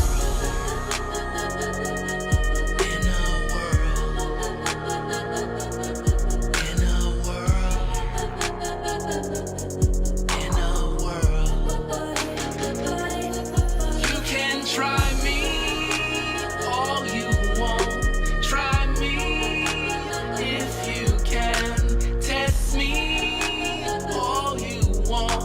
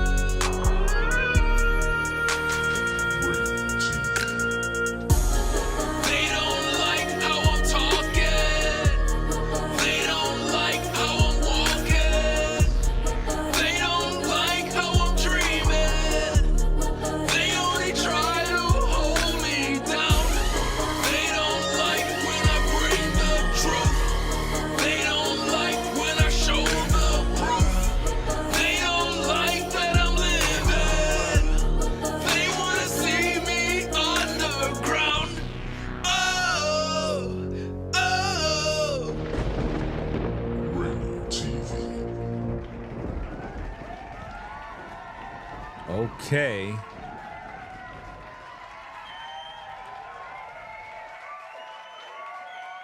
Now, if you look at the end of that video, how you saw like everything looking crazy, it was like the apocalypse, like the end of the world. So that was like what I'm trying to convey to the listener is that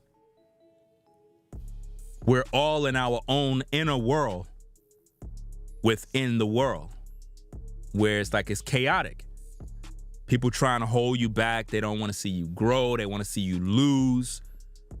So it's like you're all alone in this fight. It's crazy, but it is what it is, man.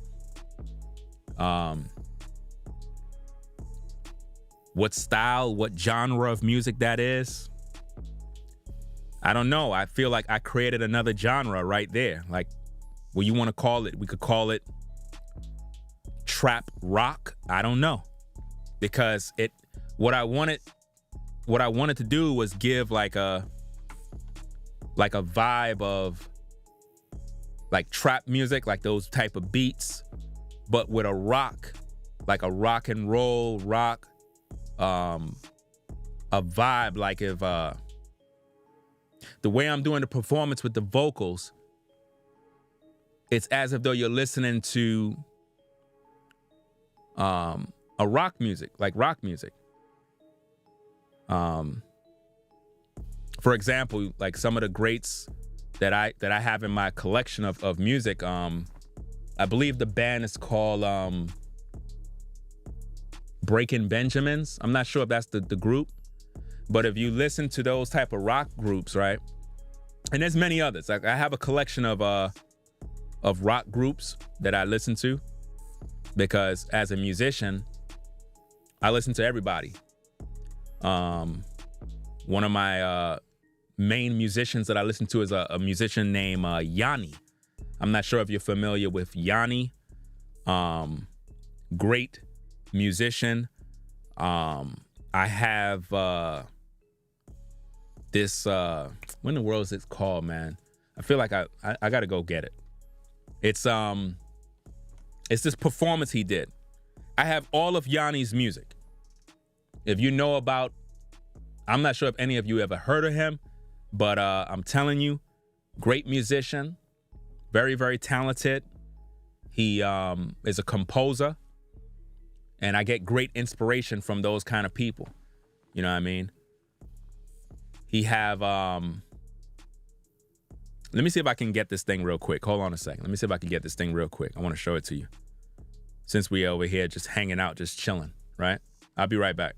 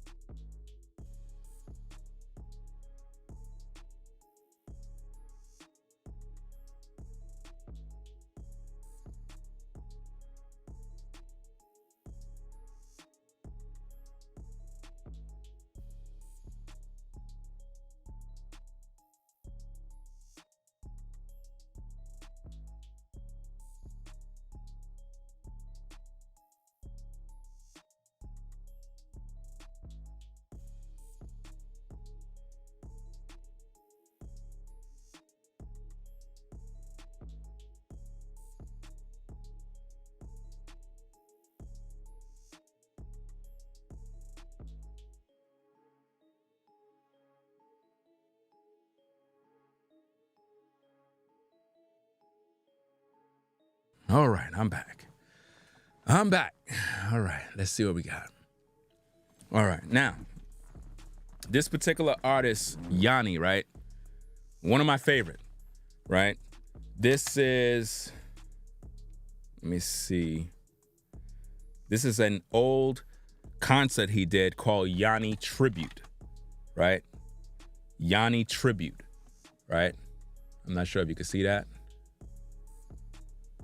Right? That was from 1997. Like this, if you can find this, I guarantee you're gonna love it. I guarantee you, you're going to love it. I got all of his concerts. I think somebody mentioned one in the chat. I have all of them. I have every CD he ever made. It's the type of music I create. I create that kind of music. And I get a lot of inspiration from artists like him, Phil Collins, the Bee Gees, everything from the 80s. Anything from the 80s, I got. My music collection is superb, if I must say. I'm talking about I have all the 80s hits, all the greatest songs you ever heard from the 80s and 70s. The 80s is typically like the best moments in history of music, which, you know, had the best artists. And you can say like in the early 90s, a lot of music was good, but primarily in the 80s, you had a lot of great musicians. So I mainly focus on a lot of musicians, people that play actual real instruments, guitars, saxophone, trumpet, clarinet, piano, violin. Anything that have to do with real instruments, I'm into, you know. I love seeing musicians on the streets that play in the streets, real musicians, because there's inspiration that you get from them. So that's what I'm more into, like live music, watching people actually play the instruments. It's real, you know. Yeah. So yeah. If you can find this, trust me, you're gonna love it. You'll watch it from beginning to end. It's 142 minutes. The CD for this, I have to try to find again. I had let somebody borrow the CD, man. They never gave it back, fam. I kid you not. You know? The altoid flute, pan flute. I love all Asian instruments. I am a big fan of Asian instruments, Japanese instruments, Chinese flute, the duduk. I love that instrument. The duduk is one of the most beautiful instruments in the world. You understand me? It's an Armenian, I believe it's an Armenian instrument. It's called the duduk. It's one of the most beautiful sounding instruments in the world. You understand what I mean? One of the most beautiful sounding instruments. When you find somebody that know how to play that, man, that sound is superb, man. Let me see if I can find something. Let me see if I can find, because I don't think I'll get a copyright. Let me see. Because I actually have the actual instrument in a software base, right? But what company makes that? Because I have the instrument. I'm trying to remember. Let me see if I could just find it.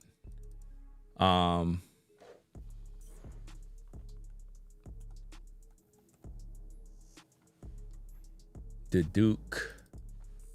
Matter of fact, in the Yanni tribute in here, I think is it Pedro? No, not Pedro Eustace, not the Spanish guy.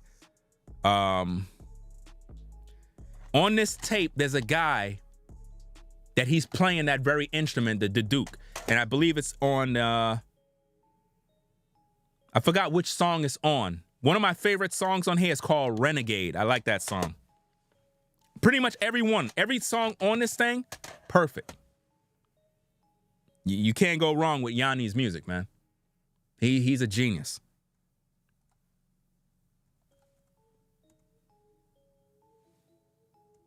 Let me see.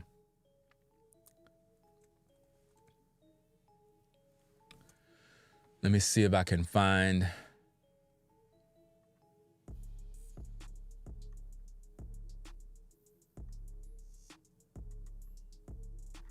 Okay, let me see.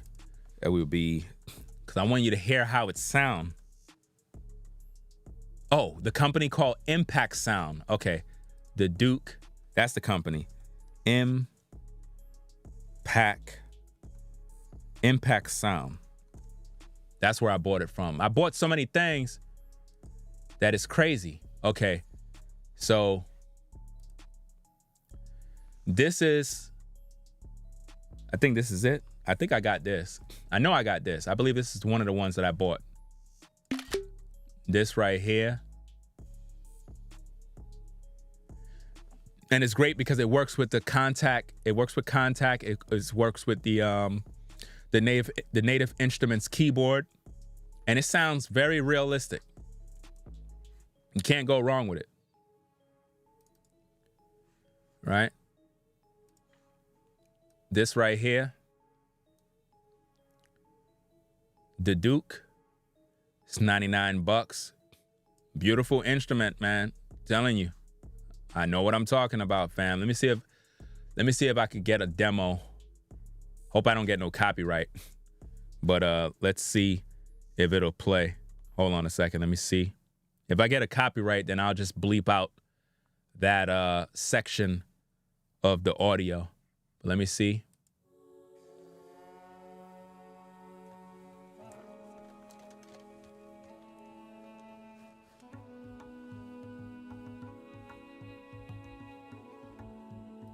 You hear how that sound?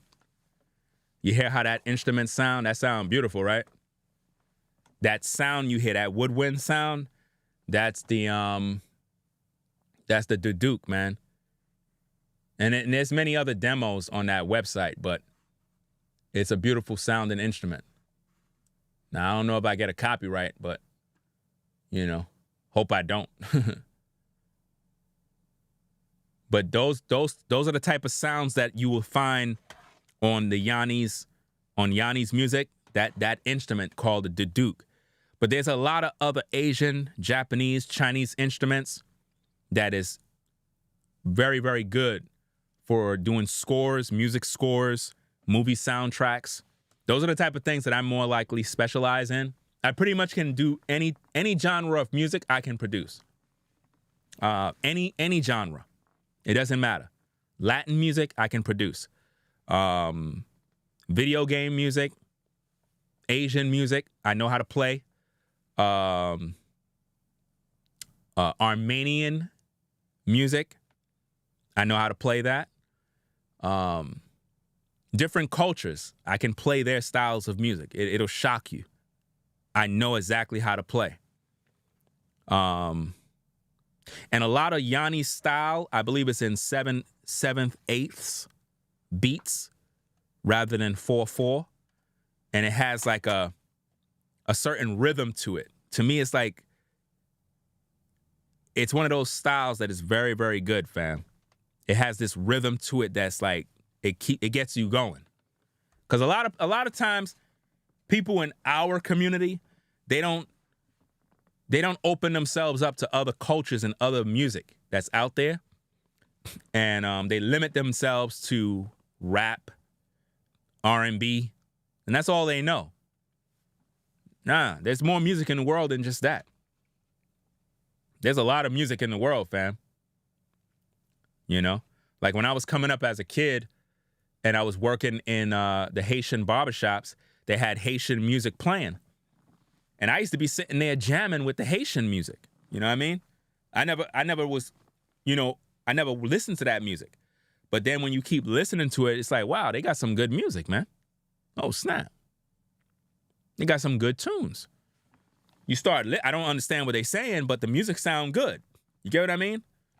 Like it has a lot of vibe, a lot of culture. You know? And another thing, it's a good conversation starter when you having conversations with people and they kind of overhear you listening to some other music. Because one time that happened to me in Prospect Park where I was listening to music that you would normally never see a black man listening to. And I guess people from that culture was walking by and they saw me sitting down listening to their native music. And they stopped and was like, hey, they thought I understood the language, but I didn't understand the language. I just loved the music. I loved the way it sound, the vibe is what was intriguing. I just really enjoyed the immersive instrumentation of the music and the way the beats was just going. And they thought that I spoke their native language. I was like, nah, I just enjoy the music. But it started up a conversation. It was interesting. Now, if I wasn't listening to their music, they would have just walked right on by. You know? So, that's about it, man. I'm gonna get up on out of here.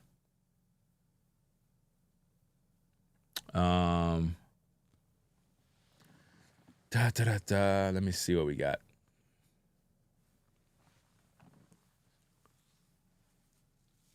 Yeah, that's about it, man. I'm gonna get up on out of here, man. I got a lot of things I gotta do, y'all. Y'all don't realize it, man. I got a lot of things I gotta do. A lot of things I gotta sort out. Because this stuff is not easy. A lot of times people seeing me, y'all see these lives, y'all see me do this. But you gotta think about this. Like when you do all these shows, and then you gotta think, well, damn, like when do you have time to do music? Like when do you have time to do video games? Like when do you have time to do anything? That's a good question. Very good question. You got to make time because there's only but so much time in a day. You know? And sometimes you got to take off. You just can't keep doing something every single day and you don't take a break. You got to take a break. Take a day off. Take a week off if you need be, you know? And get what you need done. Right? Yanni used to have his hair long back in the day. I think he cut it off. He cut it low. But back when he did this, his hair was long. And during this one, the black woman, I'm not sure if she was black or Asian, but she was fine as heck, bro. The woman that was singing, I forgot her name. I think it starts with a B. Or the last name is with a B. But it's a black woman that's in there, man. She's like, she looked mixed. She looked like she's black Asian. I don't know. I'm not sure. But she's fine, bro. And back then, she was fine as heck. When I saw her in this thing, man, I said, oh yeah, I gotta buy the videotape, fam. I gotta buy it.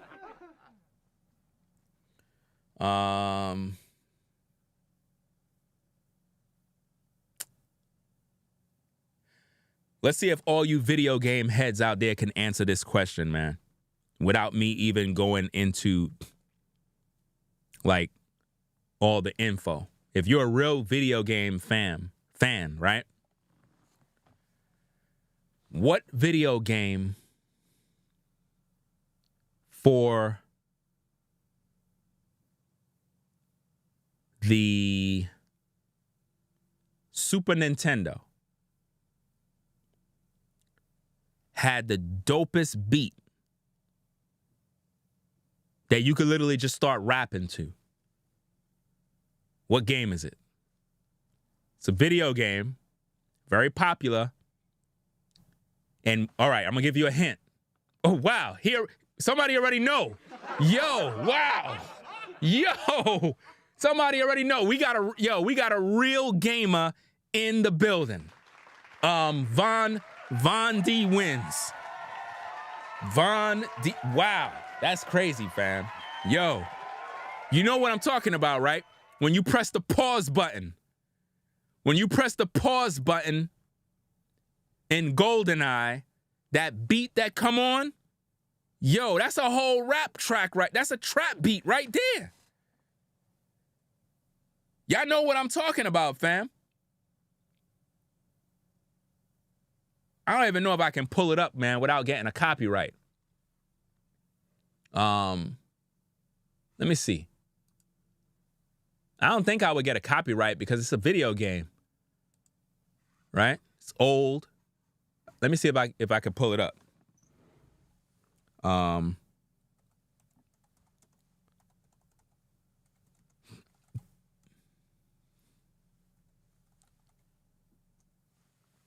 Let me see. Because it's like a whole beat, bro. Let me see if I can pull this up. Is this it? I think this is it. Hold on. I hope I don't get no copyright.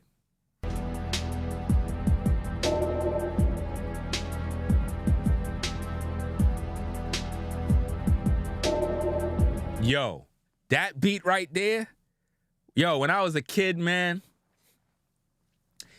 and you hear that beat, I always thought that was the dopest beat ever in a video game, yo. I'm like, yo, whoever made that beat, they killed it, fam. Literally, yo, growing up as a young producer, I used to use that as my motivation. I used to play that beat and try to learn how to create beats off of that beat. That's crazy, yo. And it's interesting how I didn't even give out all the information and somebody already knew what it was. And now if you go all throughout YouTube, you see people rapping on those beats, right? On that same beat, you see people trying to put lyrics on it now. You know? But it had like the GoldenEye theme, the dun dun dun dun dun dun dun, all that mess. But that was dope, man. It was also a dope game, by the way. That was one of the best games. How many of you used to do that little secret in the bathroom when you can hide in the ceiling and you wait for the enemies to come into the bathroom and you start shooting them with the silencer gun?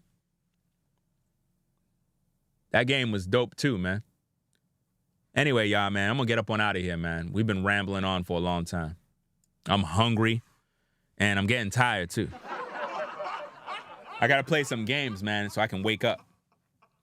Because, you know, when you do all of this content, man, you got to either watch a movie after or play some video games or whatever the case is, you know what I'm saying, to get your mind off something or go take a ride on a motorcycle or something. You know? Okay, man. So, hey, it is what it is, man. We put out a lot of content. Tomorrow I'll be talking about the topic of polygyny in terms of a man having more than one wife. Had a bunch of people I had to block today. Pretty much I'm blocking anybody. Let me make my announcement.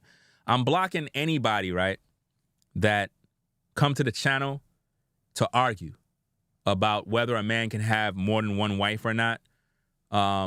If I put out videos with what the Bible say and I break it down and I put the scriptures and I break it down and you keep coming back to argue, I'm just blocking you.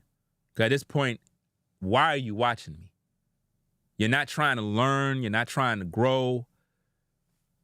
You know, it's one thing if I was wrong and you were able to prove me wrong, then I would say, okay, cool. But if you cannot prove me wrong and I put the proper info out there and you keep trying to convince me that I'm wrong when you're not even showing me nothing, I'm blocking you. You know, I don't got time for that. It's 2024, man. I don't have time to be arguing with people in comments no more. So as soon as somebody comes to the page to troll, to argue, I just block you. That's it.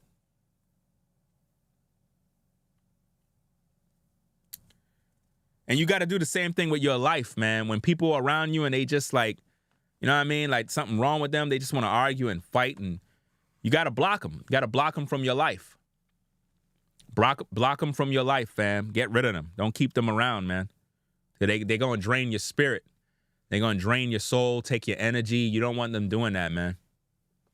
So, hey, y'all, we're going to get on out of here. Y'all take care.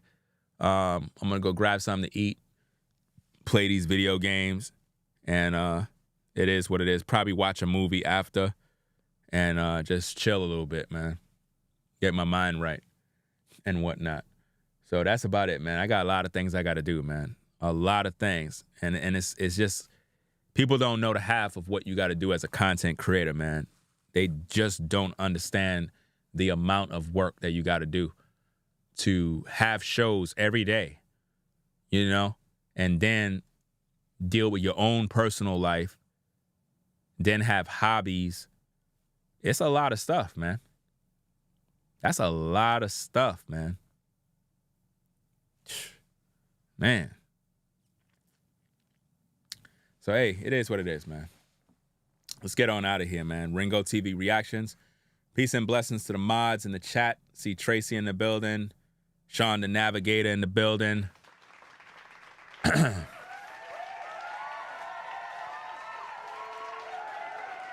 me end this poll right there.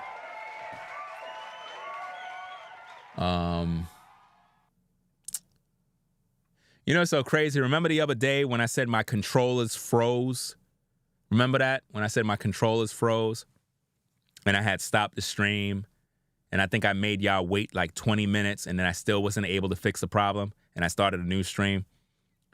What's crazy is even though the controllers froze and I had to restart the computer, I didn't really need to do anything. I could have manually used my mouse with OBS to control the different buttons right from the app. I forgot because I'm so accustomed to using the remote that I forgot that before I got these remotes, these triggers, I used to just use my mouse to control each scene and each source, you know? So I didn't even have to mess up the stream that day. I could have just said, you know what? Okay, the trigger, the stream deck froze. Let me leave it alone. And I'll just operate everything from OBS with the mouse. I could have did it that way, and we would have been good to go. Wasn't thinking. But now I know. Actually, the same problem that happened last time, it happened again during one of the video streams that I was working on. But y'all didn't notice because I didn't show it. I just said, you know what? Let me control it from here. And then when the video ended, I restarted the computer. I don't even know why that happens. I never had that happen before like that. I don't know why. I probably have to ask the website people. Like maybe it's something dealing with this call digit unit that I have. I don't know. Maybe it's not enough power. I don't know. I don't think it has anything to do with power.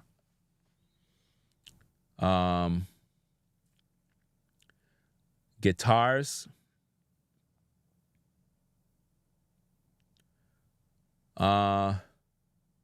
I like guitars, fam.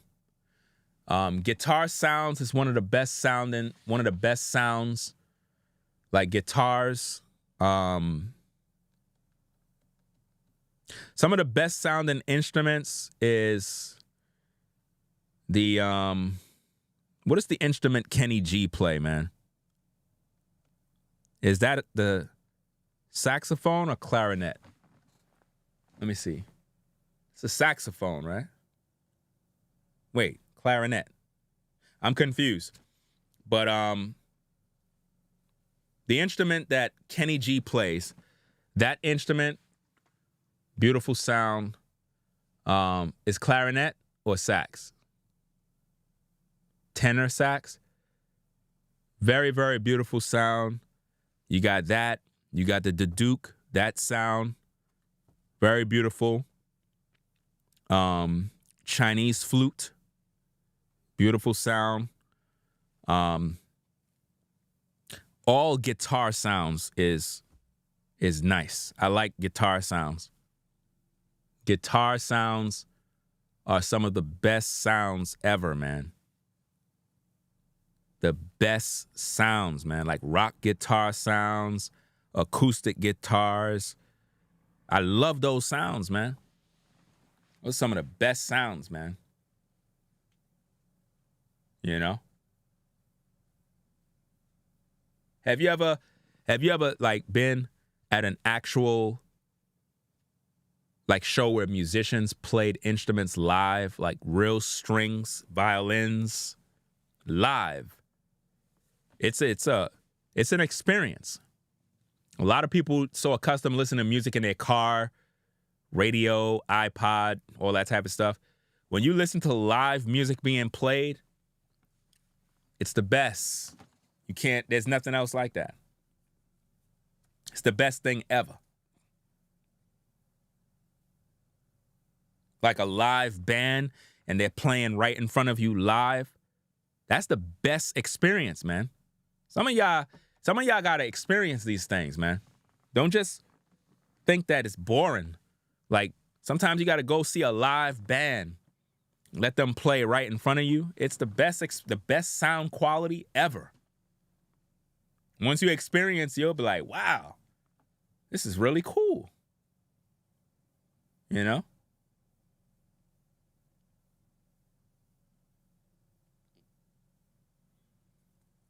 Yeah, if you ever get a chance to actually go to like a live taping, a live orchestra, go. It's a wonderful experience. Very, very good experience. You know, seeing real musicians, because you have to understand, these musicians, man, they work hard, man. That's why I respect musicians. I'm a musician myself, but these people, they work their whole life to perfect their skills.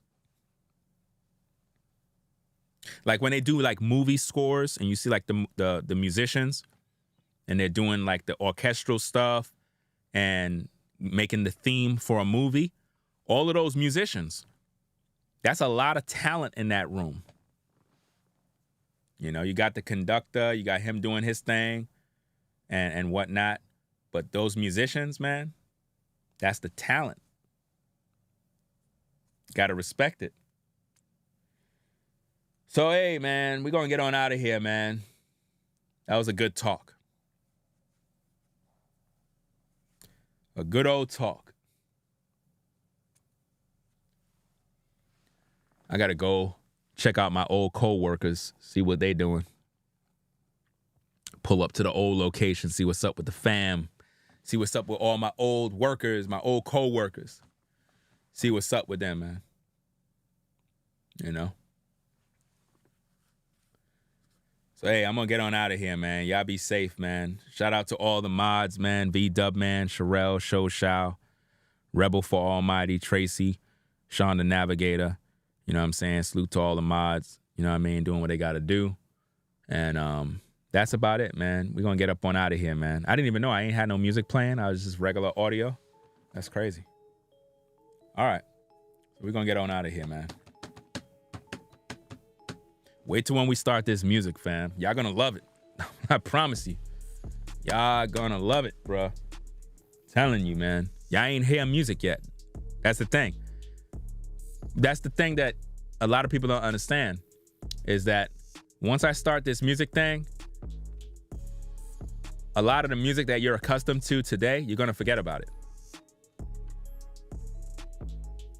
Trust me. You're gonna forget about it. You're not even gonna be thinking about it. It's wild. It's a crazy story. It's difficult to explain. A lot of people don't understand. I had many opportunities in the music business, but I never sold out, if that makes sense. But I had many opportunities to be at the top of the top, but I never went through with it because the music business wanted to take advantage of my skills and my talents. I didn't want that. I never went with it, but I had many opportunities. Trust and believe that. Many opportunities, even till this day, but I'm not with it. You don't need a record deal. You don't need to be affiliated with no industry in order to be successful at it. The best thing to do is wait for the Most High's timing, and then you do whatever it is you got to do. Because a lot of musicians are stuck in a contract. They're stuck in the record business and they're not happy. On paper, they're famous. Everybody love you. Everybody know who you are. But when you go look at your bank account, you're broke. You're popular, but you're broke. And you're under a contract and have to keep working. That's sad, man. So if you're a musician, don't do it. Don't do it, man. You could do it on your own. You don't need nobody. You don't need no middleman. Do it on your own, fam. So, hey, peace and blessings to the mods in the chat. We're going to get up on out of here. Y'all take care. Make sure you rate, comment, and subscribe to the channel. Ringo TV Reactions. It is what it is. We'll catch you on the next broadcast. Y'all take care. I'm out. Peace. If you like our content, consider supporting via Cash App at $Ringo TV Raw. Become a patron on patreon.com for exclusive video content not shown on YouTube. You could also support through PayPal at paypal.me/Ringo TV Raw. Subscribe to our YouTube channel and click the bell to be notified of new content. Follow me on Instagram at Ringo TV Raw. This is Ringo TV Reactions, the only channel on YouTube bringing you the truth 100% raw and uncut. I'm out. Peace.